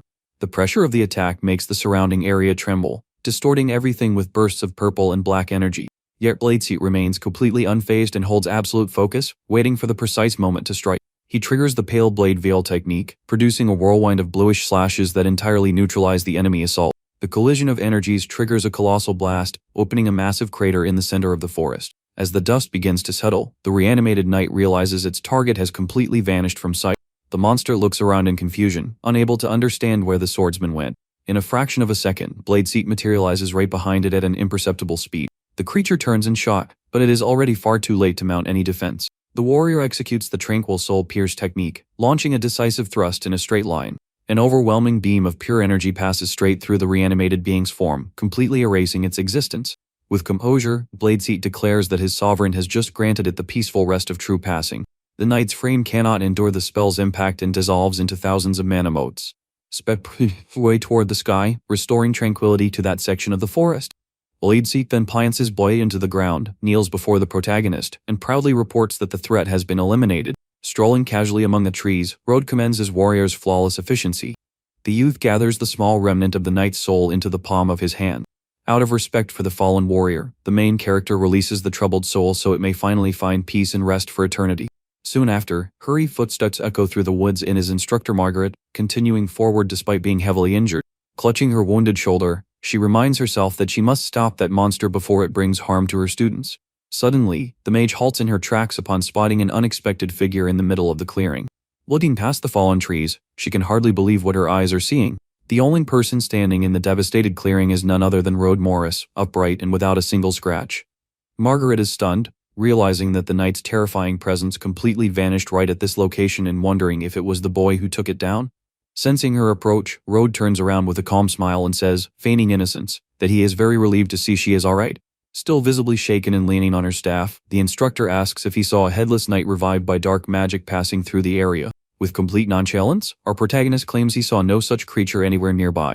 He even comes up with the perfect excuse, saying the area was already ruined like this when he arrived while tracking the wolves. Margaret finds the explanation unusual, considering she felt no other powerful presence in the area and suspecting the boy is simply concealing his true strength. She chooses not to push the matter for now, accepting the story and thanking him on behalf of all the students for turning away the danger. Seizing the opportunity, Rhode changes the subject and casually mentions that she should not appear before the students looking so disheveled, so as not to startle anyone. The mage agrees somewhat self-consciously, acknowledging that the condition of her attire is indeed in a rough state. Using her fire magic, she wraps her body in golden flames to restore her appearance and mend her torn garments. In moments, she looks completely composed again and prepares to speak with the boy once more. Yet, when she turns around, she realizes the young man took advantage of the distraction to vanish without leaving a trace. Already far from there, Rhode moves at high speed, following the remnants of dark mana to locate the anomalous tomb mentioned by Kent. The deeper he ventures into the forest, the denser and heavier the sinister energy in the surroundings becomes. Our main character finally arrives at the entrance of a dark cavern, confirming that this was the exact place where the reanimated knight was awakened. A dense purple magical barrier seals the path, reacting to his presence. Without hesitating for a second, the young man steps through the dark vortex as if it were nothing at all. Upon inspecting the interior of the location, he quickly finds what he was searching for. Resting on the cavern floor is an ancient magic circle inscribed with runes, radiating a bright bluish glow. The residual energy of the ritual still casts unstable shockwaves through the air. Finding it underwhelming, Rhode commands the energy to disperse with a simple, authoritative order. The surrounding dark aura dissipates that very moment before the sovereign presence of the monarch. Inspecting the floor up close, he notices this is an artificial magical formation sustained by rare stones infused with dark mana. He immediately deduces that this was the true cause behind the monster's abnormal behavior in the forest, signaling that someone is plotting from the shadows. Picking up one of the crystals from the ground, the youth scoffs at the method, remarking that cheap tricks like this are an insult to genuine necromancy. Even without knowing who the culprit is, our protagonist smirks and decides to claim the magic stones, knowing they will be very useful for his own designs. Margaret watches the students from afar with relief, thankful to see that everyone is safe and that the reanimated knight never made it here. She approaches the group and asks if everyone has finished their tasks, stating they will head back to the academy as soon as everyone is accounted for. Worried, Claire mentions that Rhode has not returned yet and explains that a terrifying mana vortex erupted right after he ran into the forest. The teacher asks for clarification, wanting to make sure that the mana storm truly occurred after the boy entered the woods. Upon hearing the confirmation, Margaret is completely certain that it was Rhode who defeated the reanimated knight, left in awe of his true power. At that moment, the snobbish Anderson begins mocking him, claiming the boy surely fled in terror from the mana storm and calling him a coward. Margaret cuts the chatter short with a stern look, stating that Rhode will be back shortly and that everyone will wait for him. Anderson's lackeys keep whispering mockingly, doubting the young man will return alive and suggesting he became food for the wolves. Anderson then asks the teacher what that incredible vortex was and why the Shadowclaw wolves were acting so strangely. To keep the students from panicking, Margaret fabricates that it was merely an ordinary mana flare and reassures them that the forest is now completely safe. The arrogant noble accepts the excuse and smugly thinks Rhode merely got lucky earlier, believing he would do the same if he faced the monster again. That is when our protagonist emerges, strolling casually through the trees, prompting Anderson to throw another foolish taunt about him having the nerve to show his face. Claire runs Ordum full of relief and asks if everything is alright, and Rhode calmly responds that nothing happened. The boy walks right past Anderson as if he were completely invisible, leaving the bully utterly ignored and speechless. Margaret walks up to the young man to try and understand what truly went on in there. Given no room for an interrogation, Rhode presents the wolf claw proving the task's completion and suggests they head back right away. Seeing that the forest dark mana has completely vanished, the teacher knows for sure that he was the one who eliminated the source of corruption. She offers a small smile to herself, remembering that regardless of his secrets, her duty as an instructor is to look out for her students. Margaret then concludes the day's practical lesson and gives the order to head back, prompting the entire class to celebrate with joy. Soon after, the carriages leave the forest behind and begin the journey back to the grand castle of the Magic Academy. Meanwhile, back in the dark depths of the crypt where the ritual took place, heavy footsteps break the silence. A mysterious cloaked figure emerges at the site and approaches the now completely darkened magic circle. Touching the shattered ground, the individual realizes with fury that someone completely unraveled their necromantic formation. The figure is intrigued, realizing that along with taking down the reanimated knight, the intruder also uncovered the ritual, suspecting an Imperial Grandmaster might be involved. With eyes gleaming in violent resentment, he warns that no matter who it is, anyone who dares interfere with his plans will meet their end. The scene then transitions to the Academy's bright, sunny courtyard, where the students' daily routine carries on as usual. Walking down the hallways, Rhode considers how much Instructor Margaret actually witnessed of his abilities and decides this is the ideal opportunity to inquire about the tier of the departed. Suddenly, an unusual commotion in the courtyard catches our protagonist's attention. It is young Master Kaya, a blonde student with an imposing presence and a crisp white uniform who draws every glance wherever he goes. The female students at the academy are entirely captivated by his presence, praising his military background and his charisma. Anderson watches the scene seething with jealousy, complaining that people only fawn over Kaya because of his brother's influential rank in the military. Noticing his peer's bitter tone, Rhode casually remarks that it seems he despises the boy with all his heart. Anderson admits it on the spot, stating that he should be the center of attention and that he views Kaya as his greatest rival in the institution. Our main character recalls that in his past life, he also felt envy and hostility toward Kaya, but nowadays it makes no difference to him whatsoever. Firm steps echo against the marble flooring as Kaya approaches the pair. With a superior air and a mocking grin, the boy asks with insincere courtesy for them to clear the path. Enro loses his composure that very instant and steps right up to his rival, telling him to turn around and get out of the way himself. The tension between the two escalates in seconds, creating a heated standoff right in the middle of the hallway. The nearby students panic, aware that a fight between heirs of two such powerful noble houses will result in massive chaos. But Instructor Margaret appears at that exact moment holding her books, asking why they are blocking the path and suggesting they save all that energy for their physical combat lesson. Yielding to the instructor's authority, Kaya steps back politely, offers an apology, and chooses to leave with his group. Anderson takes the opportunity to shout that he will settle things with him during practice, while complaining bitterly about how much of a show-off his rival is. As soon as the crowd thins out, Rhode quietly accompanies Margaret to her office. Comfortably seated in her armchair, the instructor gets straight to the point and asks what the boy needs. Rhode puts on an innocent look and asks to be excused from that afternoon's physical combat practice. Margaret offers a knowing smile and hints that he is merely making excuses because he does not want to reveal his true strength in front of the whole class. Caught off guard by her accurate deduction, the young man makes a face and finds himself without a reply. The instructor chuckles at his reaction and mentions she knows full well he did not come there simply to ask for time off. Realizing there is no point in deflecting, Rhode turns serious and asks directly if she has ever heard of a legendary artifact called the Tear of the Departed. Margaret confirms she is familiar with the lore behind the ancient item and explains that since no instructor at the academy ever figured out how to use it, the artifact remains locked away in the magical relic vault. Margaret is surprised by the unusual request and asks if he truly wants the Tear of the Departed. Without a second's hesitation, Rhode confirms with a steady, resolute gaze. The instructor closes her eyes and apologizes, explaining that not even she holds enough authority to retrieve such a valuable treasure from the vault. The boy is surprised by her lack of access, but the mage promptly adds that everything could change if he agrees to one condition. With a clever smile, Margaret promises to introduce him to an influential senior professor who holds the clearance, provided the young man takes part in the physical combat lesson and puts on a performance that truly impresses her. Seeing that she set the perfect scenario to test his capabilities, our protagonist can only admire how sharp this woman is. With few alternatives to get what he wants, Rhode yields and accepts the instructor's proposition. The scene transitions to the Academy's massive training arena, where numerous students have already gathered for physical training. Among them, a lovely silver-haired young woman named Eleanor performs her stretches with complete grace. The young men nearby are captivated by her elegance, whispering among themselves about the mysterious, hybrid roots of the girl's family.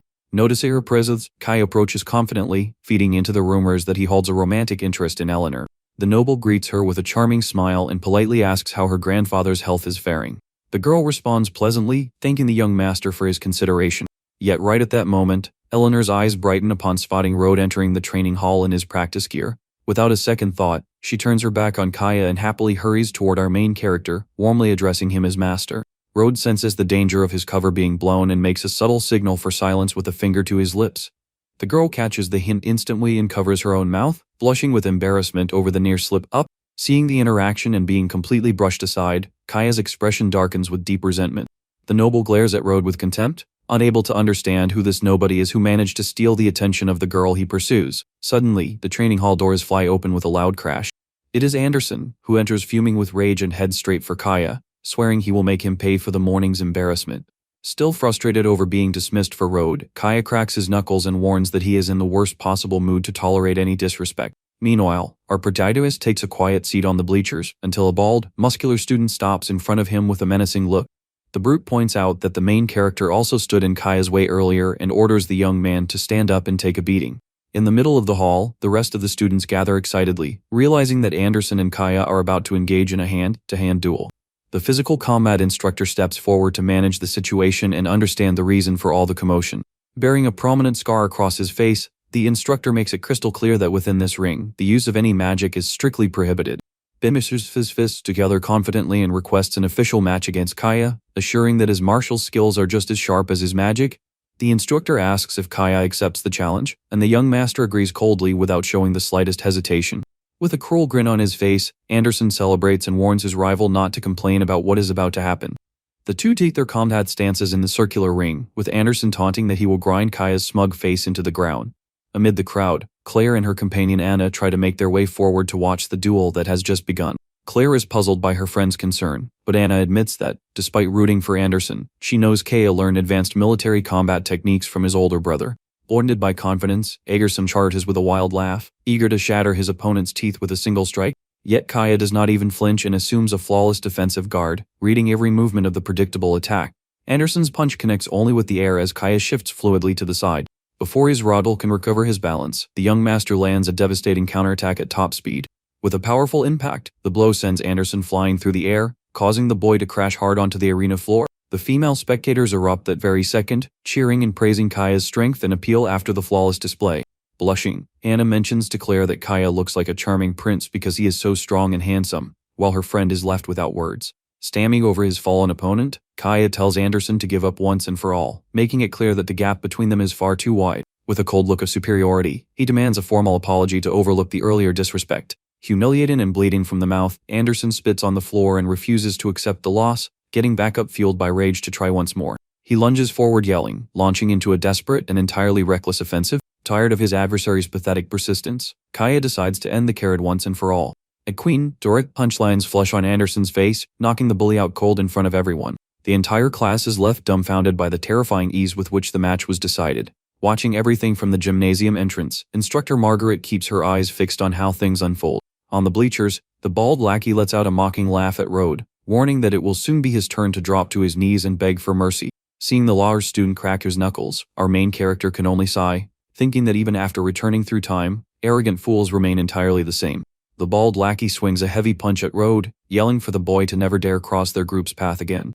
Dodging with effortless ease, our main character reflects that while he surpassed the legendary realm as a necromancer in his past life, he always resolved his battles with his army and rarely had to fight hand to hand. However, that does not mean he lacks martial arts mastery, and the boy assures himself that to handle a nobody like this, he does not even need to borrow Bladeseat's experience. Meanwhile, in the center of the ring, Kaya steps over Anderson's defeat and scoffs at his rival, saying he was never on his level to begin with. But suddenly, a figure moving at high speed shoots across the hall, drawing Kaya's attention that very second.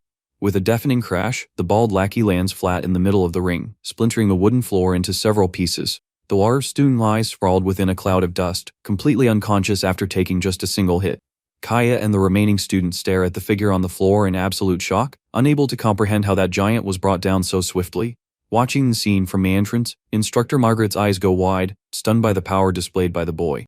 Claire and Anna turn pale from the shock, and the friend asks, almost losing her voice, if it was truly Rhode who hurled the bully like that. Our protagonist steps into the ring with calm strides and an imposing presence, drawing every single gaze in the training facility.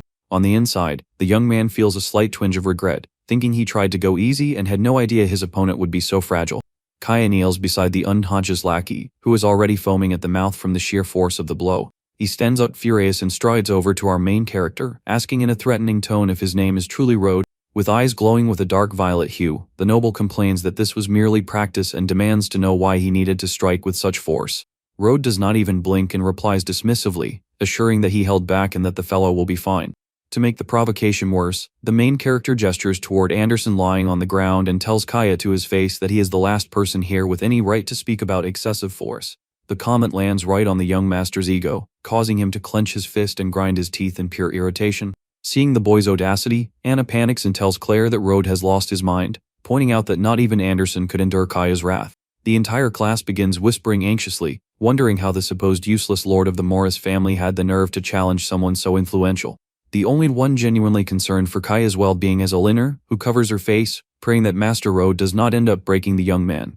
Margaret watches everything with an excited smile, thinking that the boy will have to prove his true worth if he wants to get his hands on the tear of the departed.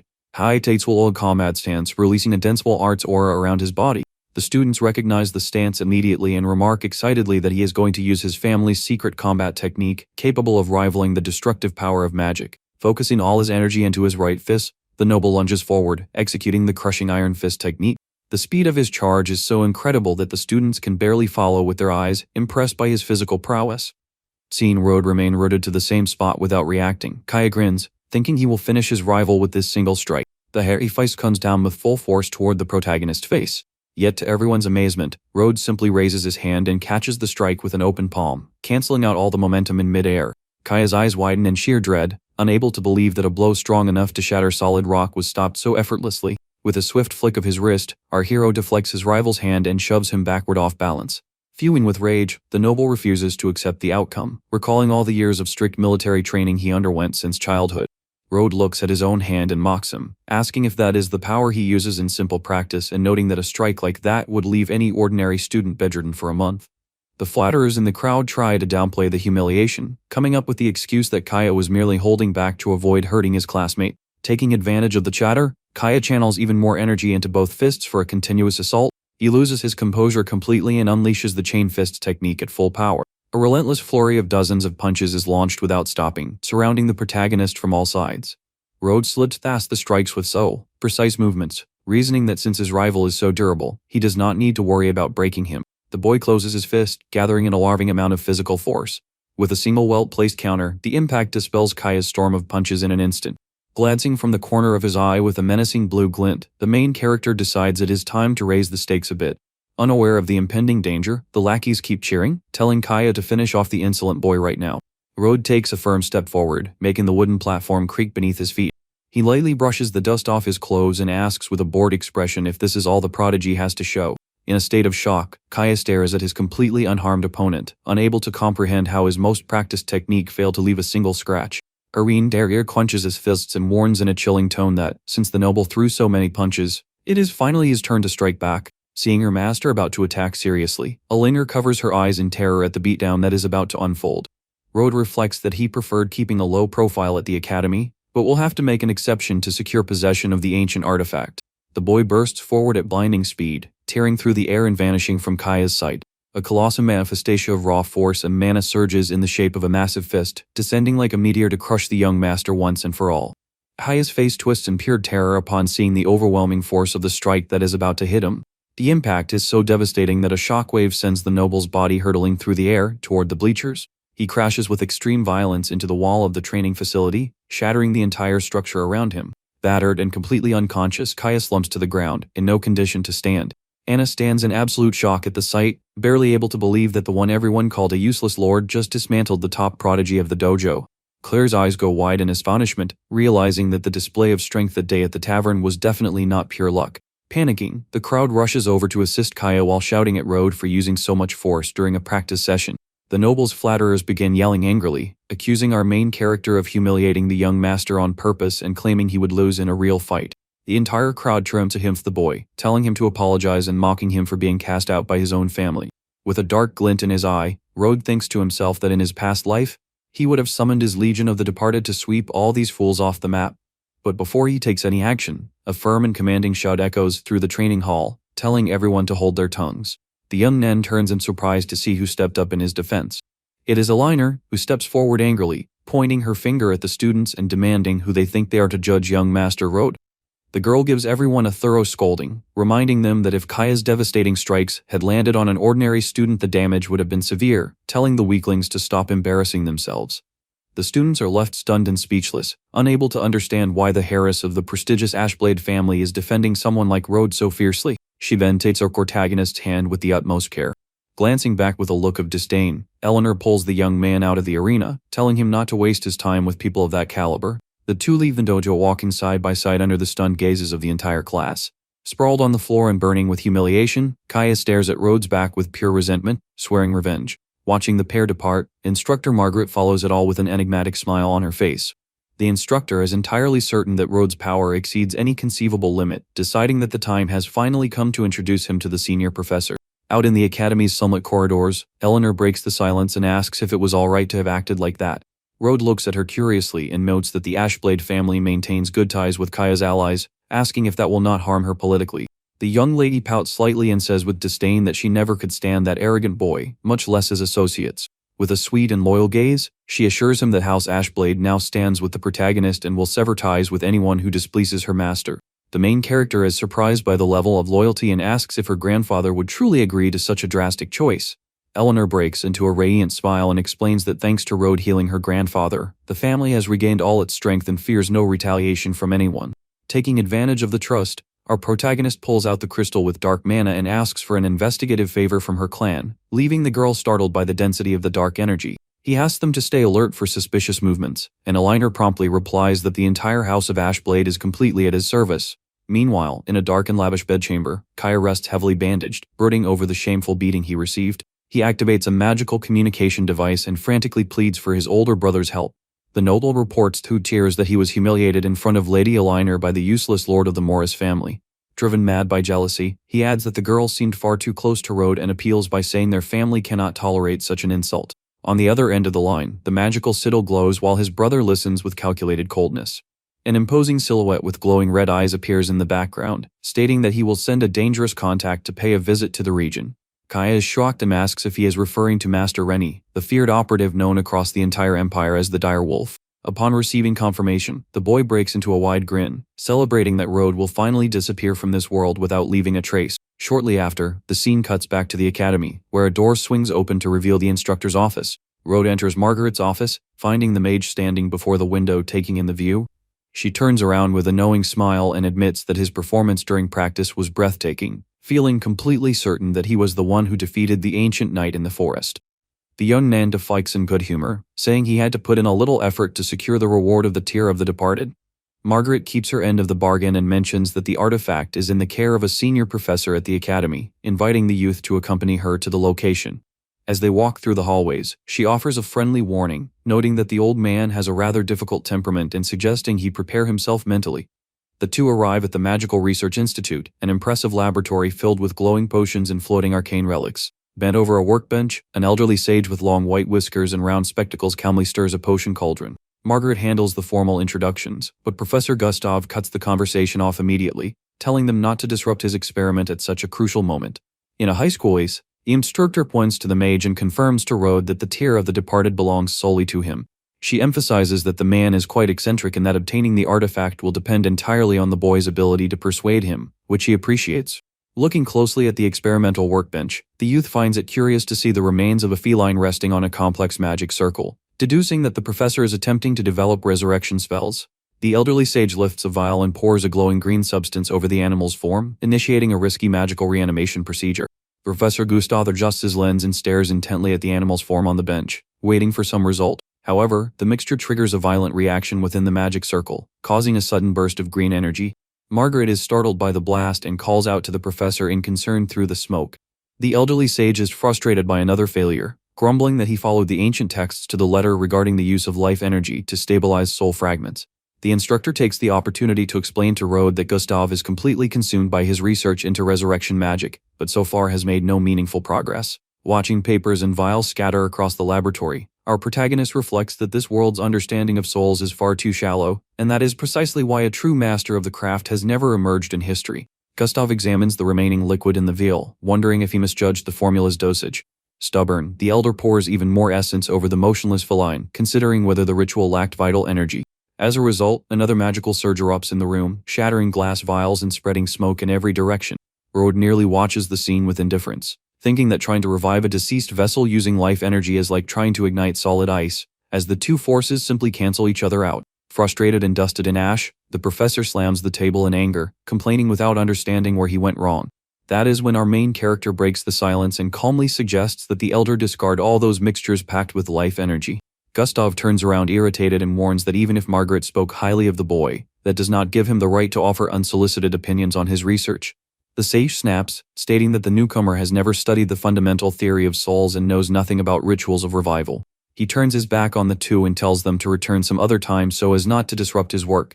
Undeterred by the scolding, Rhode coolly insists that the creature's life has already departed, and pumping life energy into a lifeless shell acts like a toxin, assuring that the outcome will always end in failure. Offended by the presumption, Gustav raises the vial indignantly and shouts that this is water from the spring of life, an exceptionally rare elixir capable of healing any severe wound. The young man then explains that to handle souls, one must accept passing as an established reality and view it through the perspective of the departed, suggesting the addition of soil from an ancient burial ground to the magic circle. Margaret panics that very second and whispers a sharp rebuke to Rhode, calling him foolish for contradicting a living legend of the academy like that. Yet the young man's words resonate within the scholar's mind, causing the elder's eyes to widen as he grasps the logic behind that unusual idea. Intrigued, Gustav takes a container of ancient burial soil and scatters the gray powder over the spell's runes. That very instant, the feline's body begins to hover gently, surrounded by a stable emerald mist with no volatile reactions. The professor is overjoyed and left open-mouthed, sensing that he is finally on the verge of achieving his life's greatest triumph. Margaret can hardly believe what she is seeing, while Rhode watches it all with arms crossed. The main character knows the ordinary method might work if the passing had been recent, but recognizes that this cat's soul dispersed long ago and there is only one way to draw it back. Discreetly, the young man releases a fraction of his true necromantic power, determined to intervene from the shadows. With his eyes glowing in brilliant blue, our protagonist asserts his authority as monarch of the undead and commands the lost soul to return. A flash of spectral lightning links the feline to the spiritual realm, compelling the creature's consciousness to re-enter the vessel. The feline opens its eyes, glowing with vibrant green, responding immediately to the sovereign call. The cat lands on its feet on the floor and lets out a lively meow, though Rhode knows the summoned spirit will only last 7 days at most. Faced with this impossible achievement, Gustav and Margaret stand completely frozen in shock. The elder rushes frantically toward the boy, gripping Rhode by the shoulders and asking in excitement where on earth he learned such a revolutionary concept. Beaming with pride, Margaret flashes a wide smile and formally reintroduces her student as Rhode Morris. Gustav is nearly moved to tears, stating that the young man not only completed a lifetime of research, but just broke the most sacred principle of Archmage doctrine, hailing him as an absolute prodigy. The instructor is left speechless watching the institution's most esteemed scholar fawn over a simple newcomer like that. The elder persists, wanting to learn more from the boy's sharp mind, and the main character modestly deflects, simply saying he holds a different perspective regarding the departed. The professor then recalls the real reason for the visit and remembers that Margaret mentioned Rhode's interest in the tier of the departed. He reaches into his pocket and pulls out a shining pendant containing a blue droplet-shaped crystal, confirming that the artifact is right there. Gustav explains that he will gladly hand over the relic, provided the boy accepts a single condition. The scholar extends his hands, offering possession of the item while asking Rhode to become his personal laboratory assistant. He promises access to even rarer magical components and assures that together, the two of them can rewrite the history of all magic in the Empire. Rhode welcomes the offer, thinking that gaining access to materials beyond the tier of the departed is an ideal bonus for his growth. Margaret is outraged and tries to object, asking how he can appoint a novice as his assistant, but is promptly told by the old man to hold her tongue. The mage fumes with irritation at being dismissed, quietly labeling the professor a stubborn old man in her thoughts. Offering a polite bow, our main character accepts the offer immediately, stating it will be an honor to work alongside him.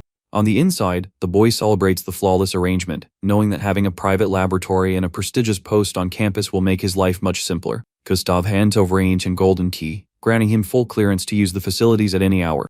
The master escorts the young man through the grand research hall, formalizing his new standing as the Academy's chief assistant. Meanwhile, Margaret goes through an existential dilemma upon realizing that the student she was instructing has now become a colleague of equal standing. 2 days later, the scene shifts to the cozy Crystal Tavern glowing in the evening light.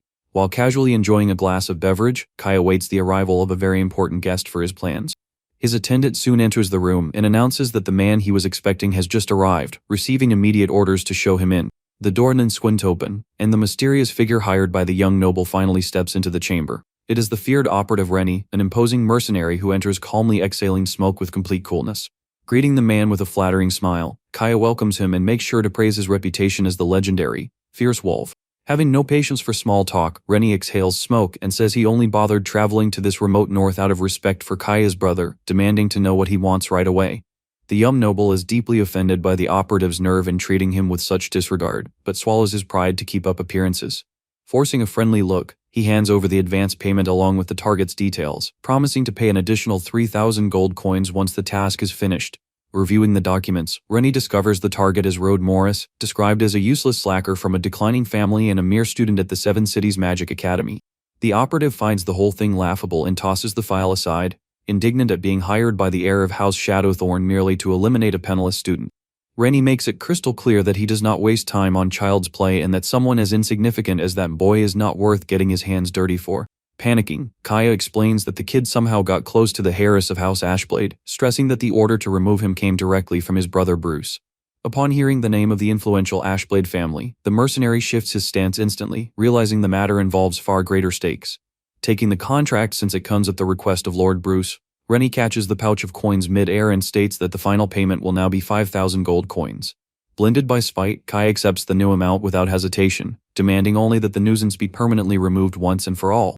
The noble also adds a warning for the job to be clean without leaving any traces leading back to House Shadowthorn, to which Rhode replies that professional operatives follow a code and never expose their clients. With a sinister smirk, the operative assures with total confidence that he simply never fails a contract. Meanwhile, Kaya burns with rage remembering the humiliation he suffered in front of Lady Eliner, promising himself that tonight will be Rhode's last. The scene then transitions to the city at night, where Rhode is already positioned atop the rooftops, fully concealed in his combat gear. Equipped with his dark mask and eyes glowing red, the operative mentally reviews the information provided by young Master Kaya. Watching the dark alley down below, he confirms that this is the exact route the boy takes every single day. A short while later, our protagonist appears walking through the area, while the operative celebrates, thinking his 5,000 gold coins have just arrived. In truth, Rhode had been reflecting on how much energy Professor Gustav had poured into his revival research, which ended up cutting into his time to use the Tear of the Departed on Blade Seat. But glancing sideways toward the top of the buildings, the young man quickly realizes he has picked up unwelcome company in the dead of night. Sensing the blatant hostility, Rhode notes the intruder's arrogance and estimates his aura to be that of a peak novice archmage, surpassing even Lady Margaret's. Certain that he is the target, Rhode wonders if this person is connected to the magical formation he dismantled in the Forest of Monsters. Showing zero concern over the threat, the boy stretches casually and decides it is simpler to resolve the question by asking the assailant directly. Brandishing his dagger infused with pure dark energy, Rhode scoffs at the youth's calm demeanor, thinking the boy chose this very alley as his own resting place. Yet instead of the expected terror, what the operative meets upon looking at Rhode is a cold, focused stare without the slightest hint of fear. Rhode is momentarily taken aback upon noticing the boy's defiant stance at the exact moment of the decisive strike. Enraged by the kid's nerve and facing him that way, the mercenary loses his patience and charges forward with everything to take him down. He unleashes his shadow ambush technique, descending in a full-force vertical strike. A violent crash echoes through the alley as the impact lands, sending dust rising amidst the glow of magical auras. To the operative's complete horror, Rhode catches the sharp blade directly with his bare hand, radiating an overwhelming presence while demanding to know who hired him. Rhode falls into absolute panic, unable to believe that a mere student managed to halt his specialized strike with his bare hands. Realizing the situation has spiraled entirely out of control, the operative releases his weapon and leaps backward in an effort to put distance between himself and that danger. Landing several meters away, the mercenary drops to his knees, breathless and completely shaken by the disparity in strength. Feeling the crushing pressure, Rhode concludes in terror that the boy must be at least an intermediate archmage and realizes he must flee immediately if he wants to survive. He dissolves into a swift trail of shadows along the ground, sprinting frantically down the dark passageway. Seeing the enemy flee without uttering a word, Rhode coolly warns that he has plenty of ways to make him talk. That very moment, streams of blue spiritual energy surge at high speed down the alley, catching up to the runner's trail. From within the spectral flames, an imposing summoned entity appears hovering directly in Rennie's path, cutting off any chance of escape. The operative's eyes widen in sheer terror, unable to comprehend what kind of monstrous apparition just materialized before him. It is Rhode's warrior spirit, appearing imposing with covered eyes and a chilling presence commanding the alley. In a fraction of a second, the entity delivers a devastating strike, causing the mercenary to cough up fluids and cry out in pain from the impact. Keeping the sword leveled against the subdued man's chest, Rhode appears right behind him and calmly asks if he is finally ready to speak. Even while injured and cornered, Rennie attempts to threaten our hero, shouting for him to let go before the people backing him come to collect the score. Seeing that the man still insists on acting tough, Rhode adopts an unyielding expression and warns that if he keeps refusing to speak, he will have no right to complain about what comes next. Our protagonist then expends his hand charged with spiritual magic straight toward the operative's face, ready to draw out every answer by force. Without wasting a moment, Rhode activates his necromantic art, Echo of Memory, causing spiritual energy to envelop the operative's face. Rennie screams in panic as all his memories are forcibly extracted, exposing the exact moment Kaya commissioned Rhode's removal on his brother's orders. Learning that the mastermind behind the strike was the heir of House Shadowthorn himself, our protagonist is infuriated by that family's audacity in trying to take him down. Completely terrified, the operative begs for his life and tries to threaten the young man, claiming Lord Bruce will never let this go unpunished if anything happens to him. Yet Rhode remains entirely unfazed and coldly warns that soon it will be the entire House of Shadowthorn that ceases to exist in this world. With a dark smile, our hero adds that the soul of an elite novice archmage like him will serve as a perfect feast for his servants. A deafening roar echoes through the alley as a colossal skeletal spectral beast materializes right behind Rhode. Seeing the monstrous jaw filled with glowing blue fangs opening before him, Rennie falls into absolute panic and screams for it to stay back. But it is of no use, and the creature simply seizes the defenseless mercenary and tosses him straight into its massive mouth. In the blink of an eye, the monster shuts its jaws and consumes the operative entirely, erasing every trace of his existence. Looking out into the quiet night, Rhode reflects that House Shadowthorn is still a major power in the north, so he cannot act on impulse and must await the ideal moment to counterattack. Meanwhile, at the Crystal Tavern, Kay enjoys the evening casually sipping on the couch, surrounded by several empty glasses. The noble wears a smug grin, confident that the operative has already completed the task and that the useless Rhode will never dare cross his path again. Thrilled with the supposed success, he directs his attendant to send invitations to all his classmates, planning to host a grand celebratory feast the following day. The next day, news of the gathering spreads quickly across the academy as luxurious invitations are delivered to the students. Examining the letter with suspicion, Eleanor does not understand why Kaya chose to host a feast out of the blue and doubts his motives. At that exact moment, the girl looks up and notices Rhode strolling calmly down the hallway right behind her. Her expression brightens immediately and she breaks into a lovely smile, calling out to Master Rhode with excitement. The young man approaches and notes her worried look from seconds before, asking if the source of her concern is the envelope she is holding. Somewhat awkwardly, Eleanor presents the invitation and explains that the unpleasant Kaya decided to host a gathering for no clear reason and sent letters to everyone. Rhode asks if it is a formal gala invitation, while the girl makes sure to emphasize that she cannot stand the noble and has zero desire to attend. To her surprise, our protagonist suggests with a slight smirk that she attend the gathering, revealing that he already has a very good idea of the real reason behind the celebration. Eleanor finds the idea strange and points out that the host did not even bother sending him an invitation, to which Rhode replies that this was entirely expected. Curious, the young lady walks alongside him down the hallway trying to understand why, assuming Kaya is merely being petty after taking a beating earlier. Later, the scene transitions to the grand banquet hall, where carriages and nobles arrive in droves for the lavish evening reception. At the main entrance, security blocks the way and firmly demands the presentation of an invitation to grant entry. Looking stunning in her formal blue gown, Eleanor steps forward handing over the envelope and announces with authority that she is from the Ashblade family and the young man with her as her guest. The attendant looks at Rhode's face and hesitates on the spot, knowing full well who he has in the host's instructions. However, before causing a scene, another staff member quickly approaches and whispers into the guard's ear to avoid trouble with the Ashblade family. The man changes his attitude that very second and, with a strained smile, welcomes Lady Eleanor and permits her companion to enter. Once inside, Rhode thanks her for bringing him along as her guest, while the girl turns completely flustered and apologizes for the awkwardness at the entrance. Meanwhile, in a private room adjacent to the hall, the slightly open door reveals the host preparing for his big moment. Adjusting his coat in front of the mirror, Kaya asks if Rennie has returned, but the attendant confirms the operative has given no sign of life since the previous night. The Lord grows tense, and the servant even nervously suggests the possibility that the mercenary failed his mission. Enraged, Kaya lashes out, shouting for the servant to hold his tongue, reminding him that Rennie is a renowned operative across the empire and would never fail against a nobody. He then straightens his cuffs and directs them to keep the remainder of the payment ready. firmly believing the mercenary could show up to collect at any moment.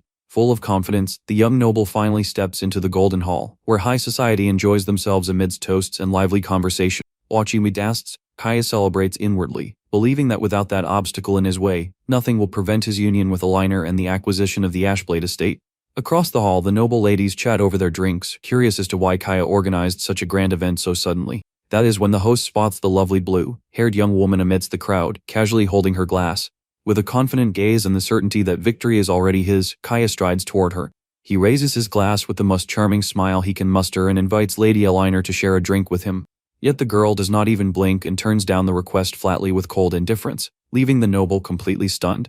Kaya's smile freezes on his face, but before he can push the matter, a familiar voice speaks up right behind him, asking if he would care to share a toast with someone else instead. The noble turns crookedly pale that very second, feeling a chill run down his spine as he recognizes the owner of that unmistakable voice. Rhode then steps forward holding his glass with an elegant smirk, asking what Kaya thought of sharing a drink together. The shock is so intense that Kaya's legs give out beneath him, sending the noble tumbling backward onto the floor and knocking over bottles in a noisy, embarrassing mess. Trembling from head to toe and pointing his finger in sheer terror, he screams, asking whether the boy before him is a living person or a ghost. Maintaining an imposing posture and a cold gaze, our protagonist slowly approaches the fallen youth and turns the question right back on him with complete sarcasm. In absolute shock and breaking into a cold sweat, Kaya experiences a complete mental collapse, unable to understand how Rhode could be alive and screaming in panic about the operative's whereabouts. Rhode places a hand to his chin thoughtfully and asks in a mocking tone if he is referring to that operative who tried to ambush him on the road. That very moment, the young man tosses the mercenary's sharp dagger right in front of Kaya, the metallic clatter echoing across the floor. The young noble recognizes Rennie's weapon instantly and falls into despair, realizing the operative never returned home because something terrible occurred. Completely losing control, Kaya shouts, demanding to know what on earth our protagonist did with his hired hand. Rhode simply stands firm, casting an intimidating silhouette with his blue eyes glowing brightly in the dim light. Hearing that name, Eleanor quickly recalls that there was a feared operative known throughout the Empire as the Fierce Wolf, who went by that exact title. Outraged by the discovery, the girl turns on Kaya and demands he explain right now what his connection is to that dangerous figure. Frantic as his facade crumbles, the noble holds up his trembling hands and tries to claim that the whole thing is just a major misunderstanding. Refusing to buy the lie, Elder looks at him with pure disdain and asks if he truly expects her to believe he did not hire that monster to eliminate Rhode, disgusted by his petness. Kaya tries to stay or invent excuses to place the blame on our protagonist, but the damage is already done before everyone in attendance. Having zero patience to listen to poor excuses, the young heiress shouts for the coward to hold his tongue. Crossing her arms, she remarks with disgust that everything makes sense now. The noble only hosted this gathering to celebrate Rhode's demise, thinking his scheme had succeeded. With an unyielding gaze, Eleanor announces that she has already spoken with her grandfather and, from this moment forward, all ties between House Ashblade and House Shadowthorn are completely severed. Watching his plans fall apart, Kaya grinds his teeth in pure hatred and places all the blame on Rhode for the ruin of his ambitions. Turning her back on the disgraced youth on the floor, Eleanor calls for Rhode so they can depart without giving another thought to that pathetic scene. In the hall, the noble ladies stand in absolute shock upon discovering that Aligner belongs to the legendary Ashblade family and that she just severed ties with the Shadowthorns over Rhode. Asked about who the boy truly is, Claire answers with a distant look, admitting that the young man no longer resembles the Rhode she used to know in the past. Outside, our heroes walk down the palace steps beneath the moonlight, leaving the banquet hall in total disarray behind them. Outraged by Kaya's nerve, Aligner vents, stating that those arrogant fools have no concept of the true power Grandmaster Rhode wields. The young man assesses the situation calmly and remarks that the operative was far too capable to be merely a pawn under Kaya's personal direction. Rhode deduces that the real objective of the scheme was likely House Ashblade itself, and that his intervention merely disrupted the larger plan they had been orchestrating. The young heiress lets out a confident smile, mocking their rivals for thinking they could seize her family's holdings simply because her grandfather had been near his end. Owing with respect, Eleanor thanks Rhode for healing the patriarch, making him even stronger, and assures him that the Ashblades will carry out any directive he gives. Considering the threat posed by the rival faction, our hero reaches his decision without the slightest hesitation. With his eyes sparking in blue spiritual flames, Rhode coldly states that his only desire is to wipe House Shadowthorn off the map. The scene then cuts to the Grand Shadowthorn estate, surrounded by a somber atmosphere in the dead of night. In a dark chamber, Bruce Shadowthorn holds a magical communication device that has just begun to vibrate. On the other end of the line, Kaya reports in panic that the operative Rennie failed his mission and that Rhode appeared alive and well at the feast, likely having eliminated the mercenary. Bruce is stunned by the news, unable to believe that the operative he personally selected was defeated, since not even an advanced mage would easily survive a strike from that professional. Lying in bed in pure despair, Kaya shouts that the Ashblade severed all ties and insists that Rhode is to blame for ruining everything. Understanding the gravity of the situation, Bruce states in a steady voice that he will return immediately to handle the problem in person. Hearing that his older brother is on the way, the young noble rises from bed, revitalized by a glimmer of hope. With a manic gleam in his eye, Kaya celebrates with satisfaction, convinced that Rhode is now as good as finished. 2 days pass and the story moves to the Magic Academy's laboratories beneath a clear sky. Taking note of the quiet atmosphere, Rhode finds it odd that Kaya has remained completely silent after House Ashblade began moving against him. Knowing his rival's arrogance, our protagonist understands he would not swallow his pride so easily and wonders what the noble is plotting. At that moment, Professor Gustav closes his research tome with an enthusiastic smile and tells both assistants to get ready, as they are going on a journey. Margaret asks where they are heading, and the senior scholar explains that his recent research made major breakthroughs, exhausting his magical supplies and requiring a trip to the Mystic Market. Hearing about the Mystic Market, Rhode shows interest, and Margaret explains that it is an exclusive hub for trading rare components where only high-ranking or highly influential mages may enter. The assistant adjusts her spectacles with a pleasant smile and notes that, as the professor's new assistant, he has the privilege of accompanying them to broaden his horizons. Our protagonist reflects in surprise, as not even in his past life had he heard of the existence of such a prominent magical hub in the north. Soon after, the group's carriage sets off at high speed down the road toward the major commercial center. The group soon reaches the bustling city of Nate, a merchant hub packed with traders where anything can be acquired, provided one has funds to spare. Walking through streets filled with stalls and mages from every region, Gustav explains how the steady stream of spellcasters transformed this place into a massive mystic market. They then approach the entrance of an imposing classical building where top-tier negotiations take place. The guard at the entrance recognizes the distinguished figure approaching and is surprised by the visit. With a respectful gesture, the man greets the senior archmage enthusiastically, welcoming him to the establishment. Observing the warm reception, Rhode notices that the professor is a regular patron and wonders if he will find the materials needed to unlock the Tear of the Departed for Durand here. The manager overseeing the market for the day appears impeccably dressed, bowing cordially to greet the distinguished scholar. However, the senior master adjusts his spectacles and dismisses the formalities on the spot, demanding to be taken straight to the inner sector, having zero interest in the cheap novelties outside. The manager swallows hard and agrees immediately, guiding the group toward the establishment's most exclusive sections. Upon arriving in a luxurious private chamber, the attendant invites everyone to make themselves comfortable while observing the distinguished guests. But Professor Gustav waives any waste of time and states right away that he has no interest in the common items on display. The senior master demands they bring materials imbued with pure life energy alongside others tied to the departed and souls, such as ancient burial earth for his research. Meanwhile, Rhode lends a glass cylinder holding the bone of a marsh crocodile and finds the piece uncommon, but nothing truly extraordinary. The young man lets out a disappointed sigh, concluding that this market is not as remarkable as it seemed and offers nothing genuinely groundbreaking. In our protagonist's view, a true magical relic must hold enough power to accomplish the impossible, the kind of treasure thousands would fight over to possess. Suddenly, a loud argument breaks the quiet of the room, with someone complaining about spotting a vital crystal first, while another voice sneers that he had not yet paid for it. Margaret promptly explains to Rhode that the irritating individual is Professor Ball from the Carroll Institute, Gustav's eternal rival with whom he constantly quarrels over rare materials. Examining the glowing green stone in the rival's hands, our hero looks closely at that supposed vital crystal. With his mystic vision activated, Rhode realizes right away that the item is far from genuine, being nothing more than an ordinary wind or disguised by elvencraft. Meanwhile, Gustav steps up to his rival, calling him a scavenger and demanding to know why he must claim everything that catches his eye. Flashing a smug grin, Ball replies that whoever arrives first claims the prize, and no one can call it taking when the item was not even purchased yet. The senior scholar burns with annoyance at the taunt, while our protagonist watches the exchange closely. Without wasting time, Rhode leans him close to the professor's ear and quietly whispers that the stone is not a vital crystal, but an altered wind ore. Gustav's eyes widen in surprise at the revelation, and he asks in a low voice if the boy is entirely certain of what he is claiming. With complete confidence in his gaze, our hero confirms he has no doubt regarding the counterfeit nature of that crystal. Shifting his demeanor that very second, the professor concludes the stone is not worth anywhere near the 3,000 gold coins on the tag and decides Ball can take the loss. Gustav then summons the market manager and demands he declare before everyone who owns the supposed crystal. The attendant adjusts his spectacles awkwardly and explains that under house rules, the merchandise always goes to the first party to complete payment. Holding up the green crystal with a triumphant grin, Ball mocks Gustav, saying he just finished paying and the relic is now officially his. To everyone's astonishment, the senior master bursts into genuine laughter and replies that he could not be happier with the outcome. The rival and the manager stand completely bewildered, lost at that sudden and unexpected reaction. Suspicious, Ball's face falls, unable to understand why on earth his nemesis is laughing after being bested in a major deal. Turning his back to his rival, Gustav lets out all his sarcasm and congratulates Ball on spending 3,000 gold coins on a simple piece of wind ore. The revelation lands like a shockwave in the room, leaving both the buyer and the manager looking foolish. Ball erupts into hysterical laughter, accusing Gustav of having lost his mind and fabricating this story purely out of an inability to accept defeat. Showing off the brilliantly glowing stone, he insists that anyone can feel the pure life energy pouring from it, swearing it could never be an ordinary ore. The manager panics and steps in to defend the shop, asking the professor to halt the accusations since all items are thoroughly appraised by renowned specialists.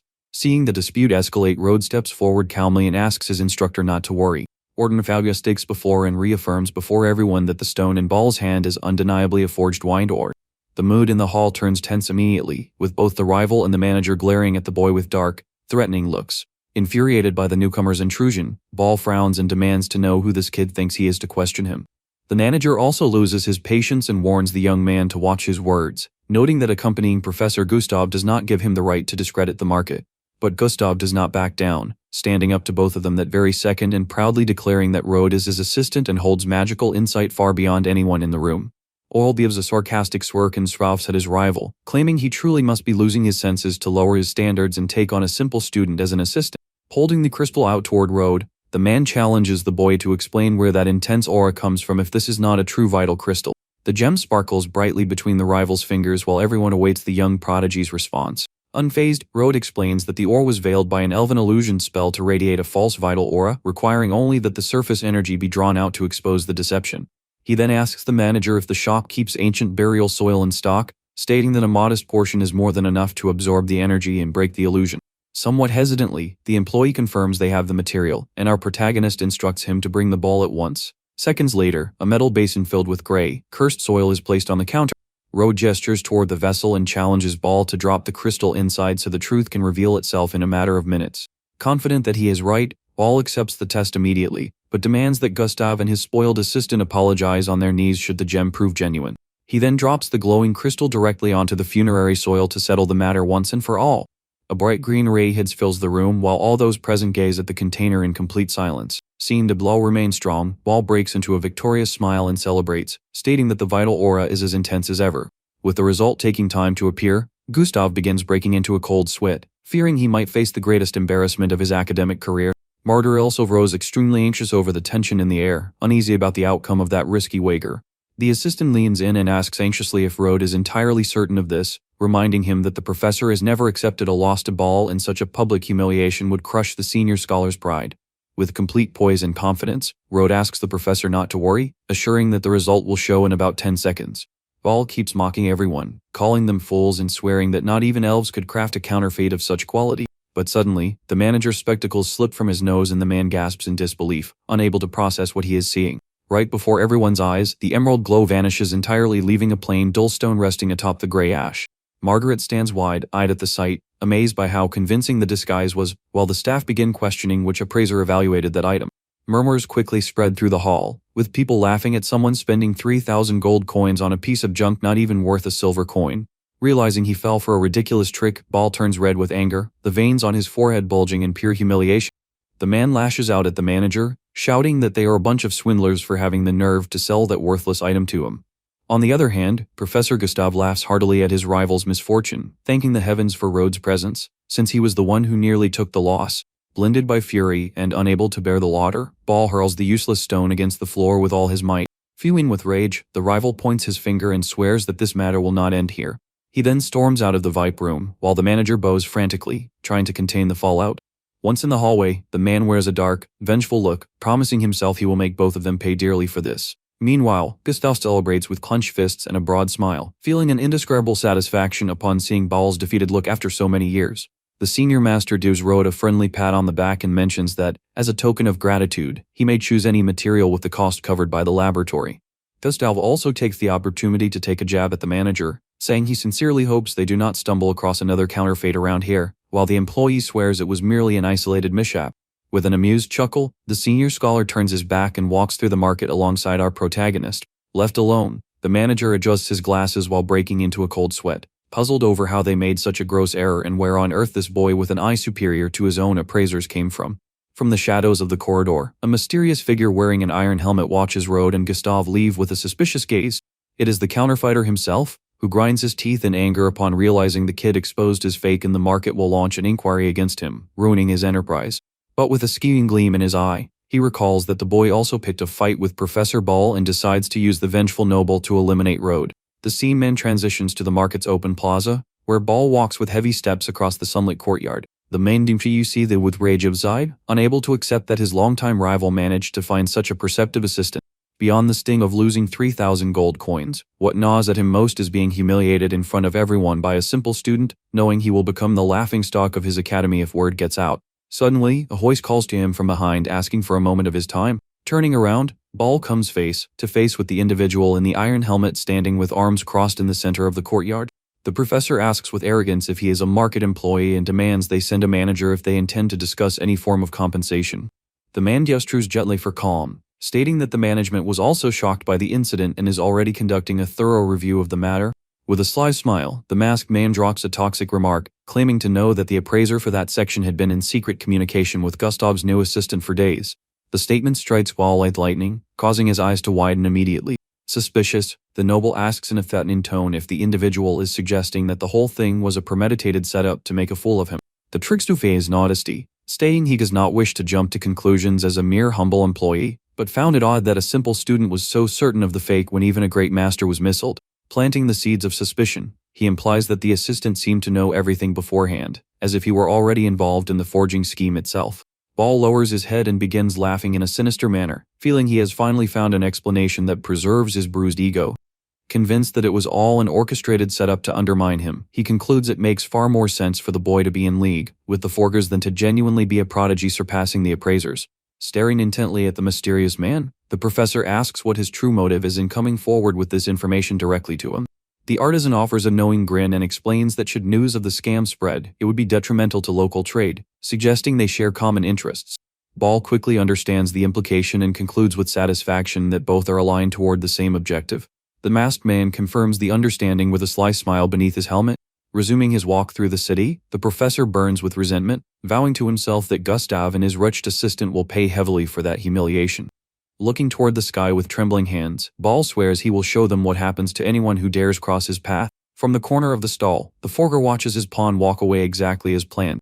He lets out a sarcastic smirk, pleased to have steered the professor's anger into handling the dirty work for him. Meanwhile, the story returns to Rhode, Gustav, and Margaret strolling casually past the stalls of the open market. The CU star crouches before a street stall to inspect several artifacts displayed on a mat by a traveling merchant. Examining a reddish volcanic stone, Gustav clicks his tongue in disappointment, noting that the magical energy of the volcanic core is entirely spent, leaving behind only an empty shell. The professor promptly casts aside a seedling of nightmare vine as well, stating the plant is dried out, deteriorated, and of no use for his experiments. Rhode begins to think they will find nothing of value today, but suddenly his magical senses react with an unexpected intuition. The young man turns swiftly toward a large slab of dark stone and feels a subtle yet undeniable pulse of vital magic flowing from that piece of rock. Focusing his sight on the material glowing with deep crimson veins, our protagonist realizes with delight that this is authentic bloodwood, an exceedingly rare resource formed only where opposing forces meet in constant change. Examining the piece with great care, our protagonist realizes that despite appearing petrified over time, the volume of vital energy concentrated inside is immense, making it the perfect resource to stabilize souls in his studies. However, looking closer, another intriguing detail catches his attention that very second. Embedded directly into the bone structure of the skull was a shining fragment radiating a faint purplish hue. He immediately identifies it as a fragment of nether ore whose presence was completely masked by the bone. Something only a true necromancer could detect and which will be vital to taking his magic to a new level. Keeping a casual demeanor to avoid raising suspicion, the boy asks the merchant the price of those stones, casually claiming he only needs them as leveling blocks for the laboratory benches. The merchant chuckles at the situation and explains that the batch came from abandoned burial sites in the north, noting that the appraiser confirmed they are merely ordinary, extremely dense stones. Unaware of the item's true worth, the vendor offers each stone for just 5 silver coins, leaving the customer free to select whichever ones he prefers. Seizing the bargain without hesitation, our hero forms a satisfied smile and proposes taking the entire stock all at once for 50 silver coins. The man accepts the deal immediately, delighted to part with that pile of clutter so easily. The transaction is settled right there, with the pouch of coins handed directly into the merchant's hands. Shortly after, months outside, the bespectacled red-haired mage comments that the search yielded few results and asks if they are truly leaving just like that. At that moment, the protagonist hands one of the pieces to the professor, revealing that it is actually fossilized bloodwood and will be of immense value to his research. The senior scholar reacts with skepticism right away, noting that he knows bloodwood very well and asserting that the young man merely purchased an ordinary rock. With total conviction, the boy reaffirms that it is indeed the rare wood, preserved in a fossilized state across the ages. Intrigued by the young man's confidence, the professor decides to run a check and activates his magical lens to inspect the object's inner structure. To the senior scholar's absolute astonishment, the stone suddenly resonates and begins radiating an incredibly powerful reddish glow. The young woman stands stunned beside them, amazed by the overwhelming presence of the vital aura that had been sealed inside. The aura shines with full intensity, revealing its true nature before their astonished eyes. Given the undeniable proof, there remains no doubt that this is an authentic and exceptionally rare piece of bloodwood.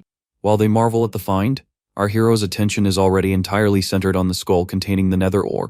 He knows full well that with that component in hand, his level of power is on the verge of reaching a whole new tier. Later that same night, the scene transitions to the quiet of his private residence. Inside his chambers, he maps out his advancement with the nether ore. He will be able to progress from apprentice mage to initiated mage, while Duran will be able to reach the advanced mage tier using the tier of the departed. Upon being summoned by his master, the spectral warrior materializes and drops to one knee with absolute reverence. The protagonist holds out the shining blue jewel and directs his servant to use it to reclaim the strength he once held in the past. Receiving the command with unwavering loyalty, Duran crushes the crystal in his palm to begin the absorption. An overwhelming wave of dark energy surges that very moment, wrapping around the warrior's entire frame.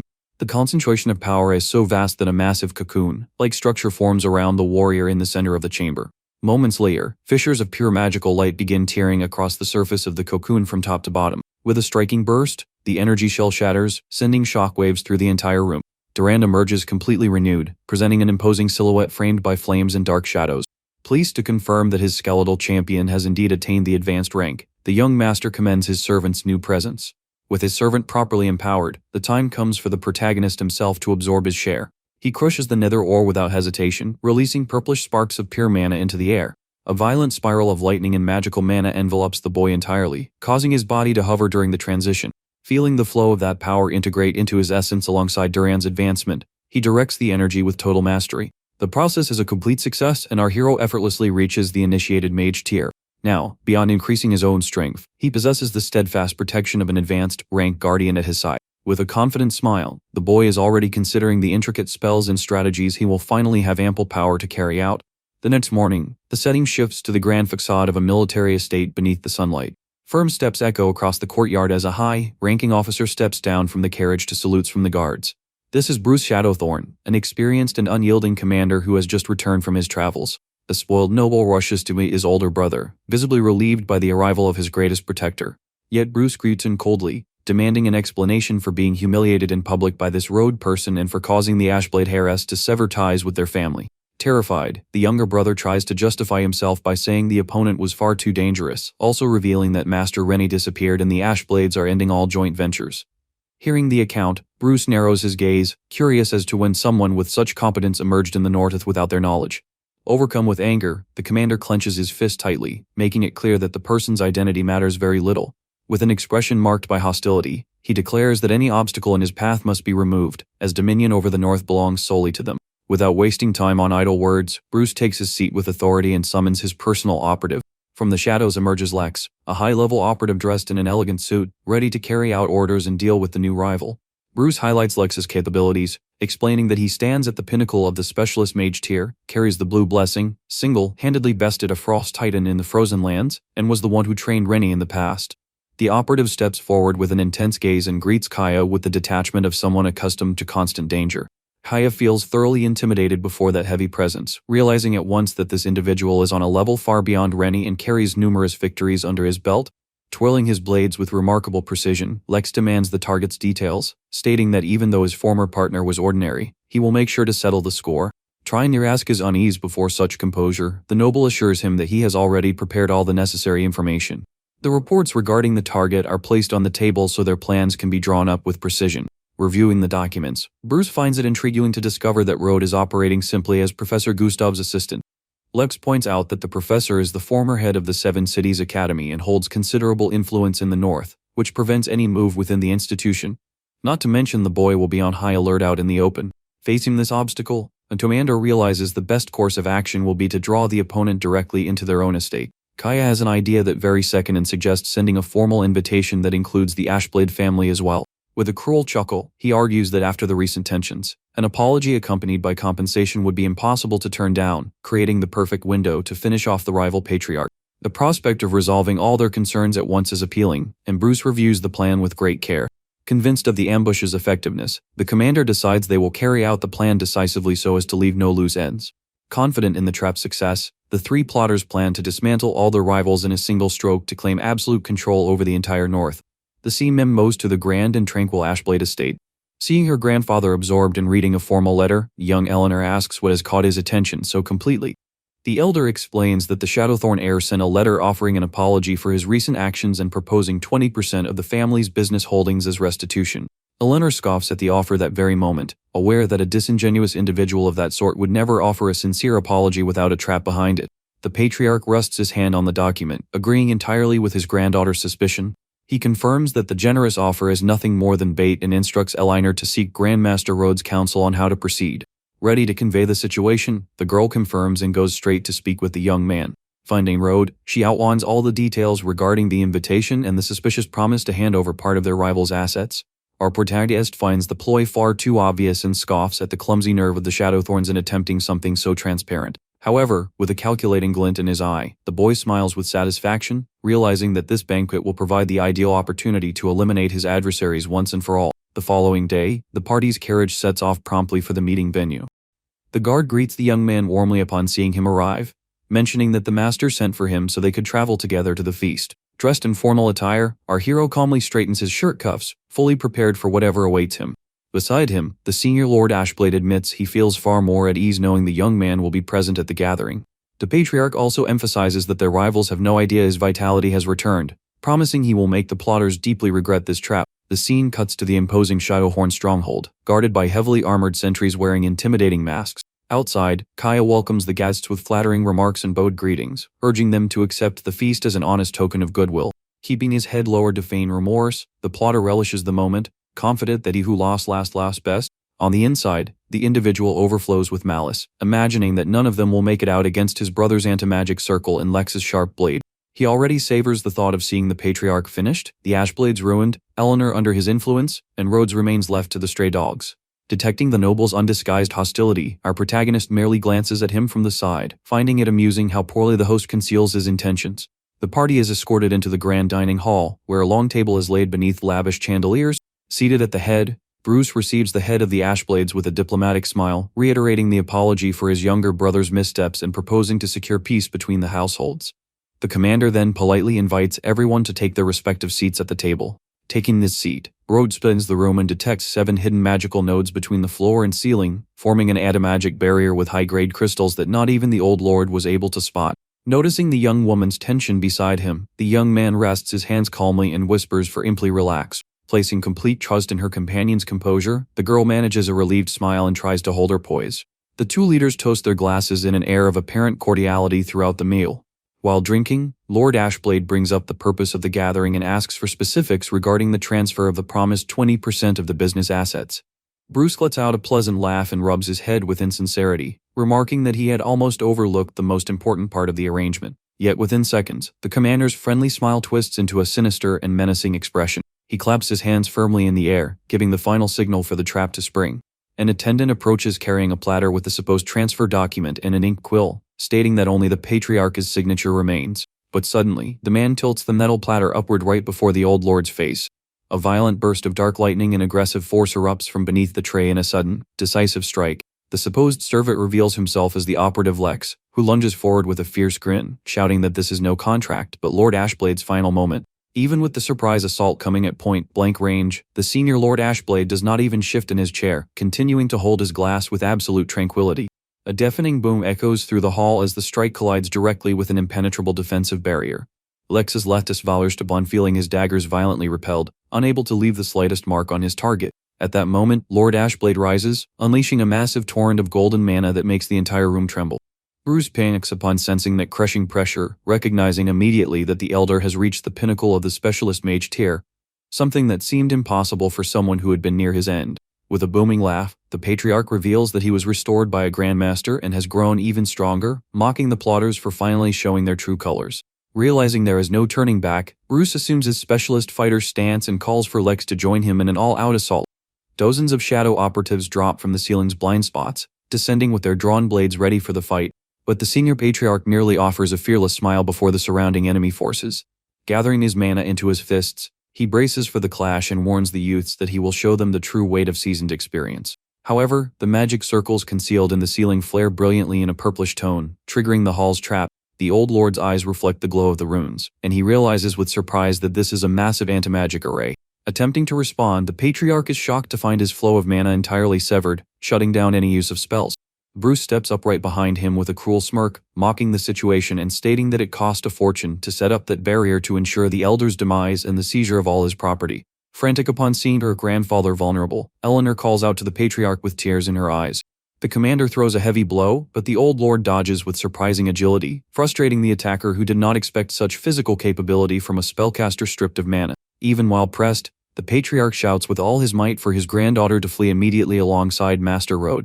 Gripping her sword with trembling hands, the young noblewoman refuses to turn her back on her family at such a critical moment. In tears, Eleanor begs our protagonist to run while they hold off the enemies, determined to stand and fall beside her own grandfather. Disregarding her distress, the boy takes a step forward with his hands in his pockets and tells Eleanor to simply step aside. Terrified, she insists that no one can employ magic within that containment circle and pleads for him to escape so as not to fall pointlessly. At that ordinance, Lex fixes his hostile gaze directly on Rhode. Deducing that this boy was the one responsible for taking down Rennie, the elite operative charges forward like a bolt of lightning. With a twisted look across his face, he launches a decisive strike with his daggers, vowing to avenge his fallen partner's name.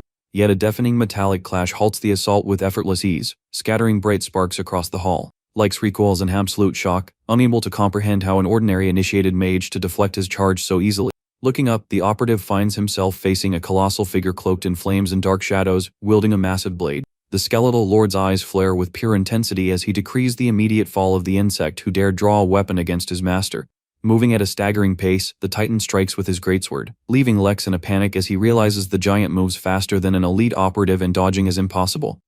The slash sweeps through the enemy's guard with tremendous force, tearing through the air with a purplish electric trail. Lex is hurled across the room by the brutal impact, coughing up fluids as he crashes hard against the floor. Our hero nearly watches the scene with indifference, tossing out a casual remark about how the fellow managed to survive taking that hit. Bleeding heavily from his legs, the operative realizes in dread that he had to expend his greatest defense on the very first strike to avoid being cleaved in two. A protective entity appears behind him, and the man catches his breath, relieved to have survived thanks to the power of his protective blessing. Bruce watches the entire exchange in shock, completely frozen upon seeing the protagonist accompanied by a skeletal lord wielding a giant sword. The commander falls into panic, shouting that it should be impossible to summon any entity without reaching the archmage tier inside that barrier. With a mocking air, our hero rubs his chin and replies that he would never lower his knowledge to such a basic form of magic. He flashes a dark smile and makes it clear that the Shadowthorn's praised anti-magic circle is nothing more than a pointless toy against his power. Streams of spectral souls surge out of nowhere, sweeping across the entire hall from end to end while the youth hovers gently, framed by his commanding aura. With his eyes glowing with pure forbidden energy, our protagonist reveals that his abilities stem from a necromancy that does not even belong to this world. The sight of that vast, dark power leaves the conspiracy leaders paralyzed, feeling the crushing weight of true passing before them. Kaio breaks into a cold sweat in dread, unable to grasp what kind of forbidden craft this is and whether that summoned titan is truly the boy's creation. Tearing at his garments to unleash the full force of his blessing, Lex refuses to accept defeat and swears he will bring down the protagonist regardless. Seeing that the situation has completely broken down, Bruce sprints forward and shouts for them to coordinate a joint assault. Focusing all his specialist fire physical energy into his right fist, Bruce triggers his barrier-shattering technique. With a manic grin and eyes locked on the target, the commander unleashes his strongest strike, expecting to crush his opponent. Yet the full power punch slams directly into Duran's massive blade, ringing like an iron bell and stopping dead in its tracks. The skeletal lord's steel barrier does not budge a single millimeter against the colossal impact. Bruce's eyes widen in sheer despair upon realizing his maximum effort strike was halted as if it were nothing more than a child's game. Seizing the opening created by the distraction, Lex uses his shadow glide technique to emerge behind the protagonist, while Eleanor screams in panic to warn the young man. Eleanor trembles in fear before that overwhelming presence, so completely gripped by dread that she can barely lift her blade. Lex emerges from the shadows directly at Rhode's back with his crimson eyes burning in pure fury, shouting that he will avenge Rennie's fall at this very moment. Yet before the blade can even reach its target, our protagonist intercepts the strike and catches the operative's masked face with his bare hand. A dark, terrifying silhouette rises behind the boy, causing the operative to gasp in distress as his vital energy is suppressed. With chilling calm, the young necromancer explains that heroic spirits are nothing more than lingering souls that refuse to fade away. Tightening his grip against his opponent's mask, our main character coolly warns that he will teach him the true meaning of the end. A surge of dark power wraps around Lex's head, beginning to sever the link between the operative and his protective entity. In sheer desperation, the man begins to scream as he feels his blessing being forcibly drained, aware that losing that power will mean his immediate end. Completely ignoring the target's frantic pleas, the young man simply continues tearing away the spiritual essence with force. Lex attempts one last threat, shouting that his master will come for vengeance should he fall, but our hero simply rips the blessing from his body once and for all. Without the power sustaining him, the operative's body rapidly withers and ages within seconds, leaving the man reduced to an unrecognizable shell as he curses the force before him. The withered form drops lifeless to the floor, leaving Kaya in complete shock as he realizes the elite operative was just discarded in such a manner. Lex's dried remains lying on the hall floor serve as stark proof of the overwhelming gap in strength. The Ashblade Patriarch watches in astonishment, hardly able to believe that Rhode was capable of dispatching a specialist, rank mage with a blue blessing as if it were nothing at all. Gripped by panic, Kaya crawls across the floor toward his older brother, weeping and begging for him to save him. Clinging to the commander's legs, the spoiled noble cries desperately, screaming for Bruce to defeat them all so he does not have to perish. Yet Bruce shows not a shred of sympathy, kicking his own brother away and calling the youngest a useless burden. Meanwhile, Rhode and his skeletal guardian continue watching the scene in silence with cold, commanding stares. The Shadowthorn commander begins breaking into a cold sweat, unable to fathom how someone with Lex's record could fall so effortlessly, wondering who this boy truly is.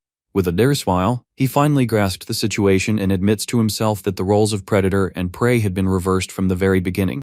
Attempting one last diplomatic move, Bruce asks Rhode if he would spare their lives should he hand over absolutely all of his family's holdings and lands.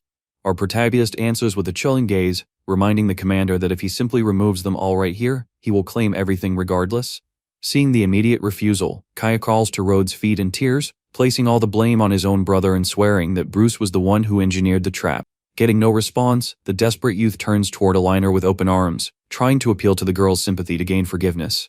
But Eleanor looks at him with a dark, unforgiving stare, making it abundantly clear that he still understands nothing, as the Ashblades now answer directly to Grandmaster Rhode's command. And before Kaya can even react, a steel-clad fist drives through the young man's chest from behind, sending crimson splatter across the entire carpet. The young man coughs in agony and glances back in disbelief, seeing that it was his own brother who delivered the finishing blow. Bruce pulls his bloodied arm back without hesitation, letting the younger brother's body fall motionless before everyone. Kaya's remains lie sprawled in the middle of the room, while the commander wipes his hand as if he had merely discarded a nuisance. With a cynical smirk on his face, Bruce scoffs at his fallen brother, coldly remarking that the youngest was truly pathetic. Holding the emblem on his chest, the commander decides that since Rhode has no intention of letting him leave here alive, a massive blood magic formation activates beneath Bruce's feet, unleashing crimson blades that make the entire hall shudder under violent pressure.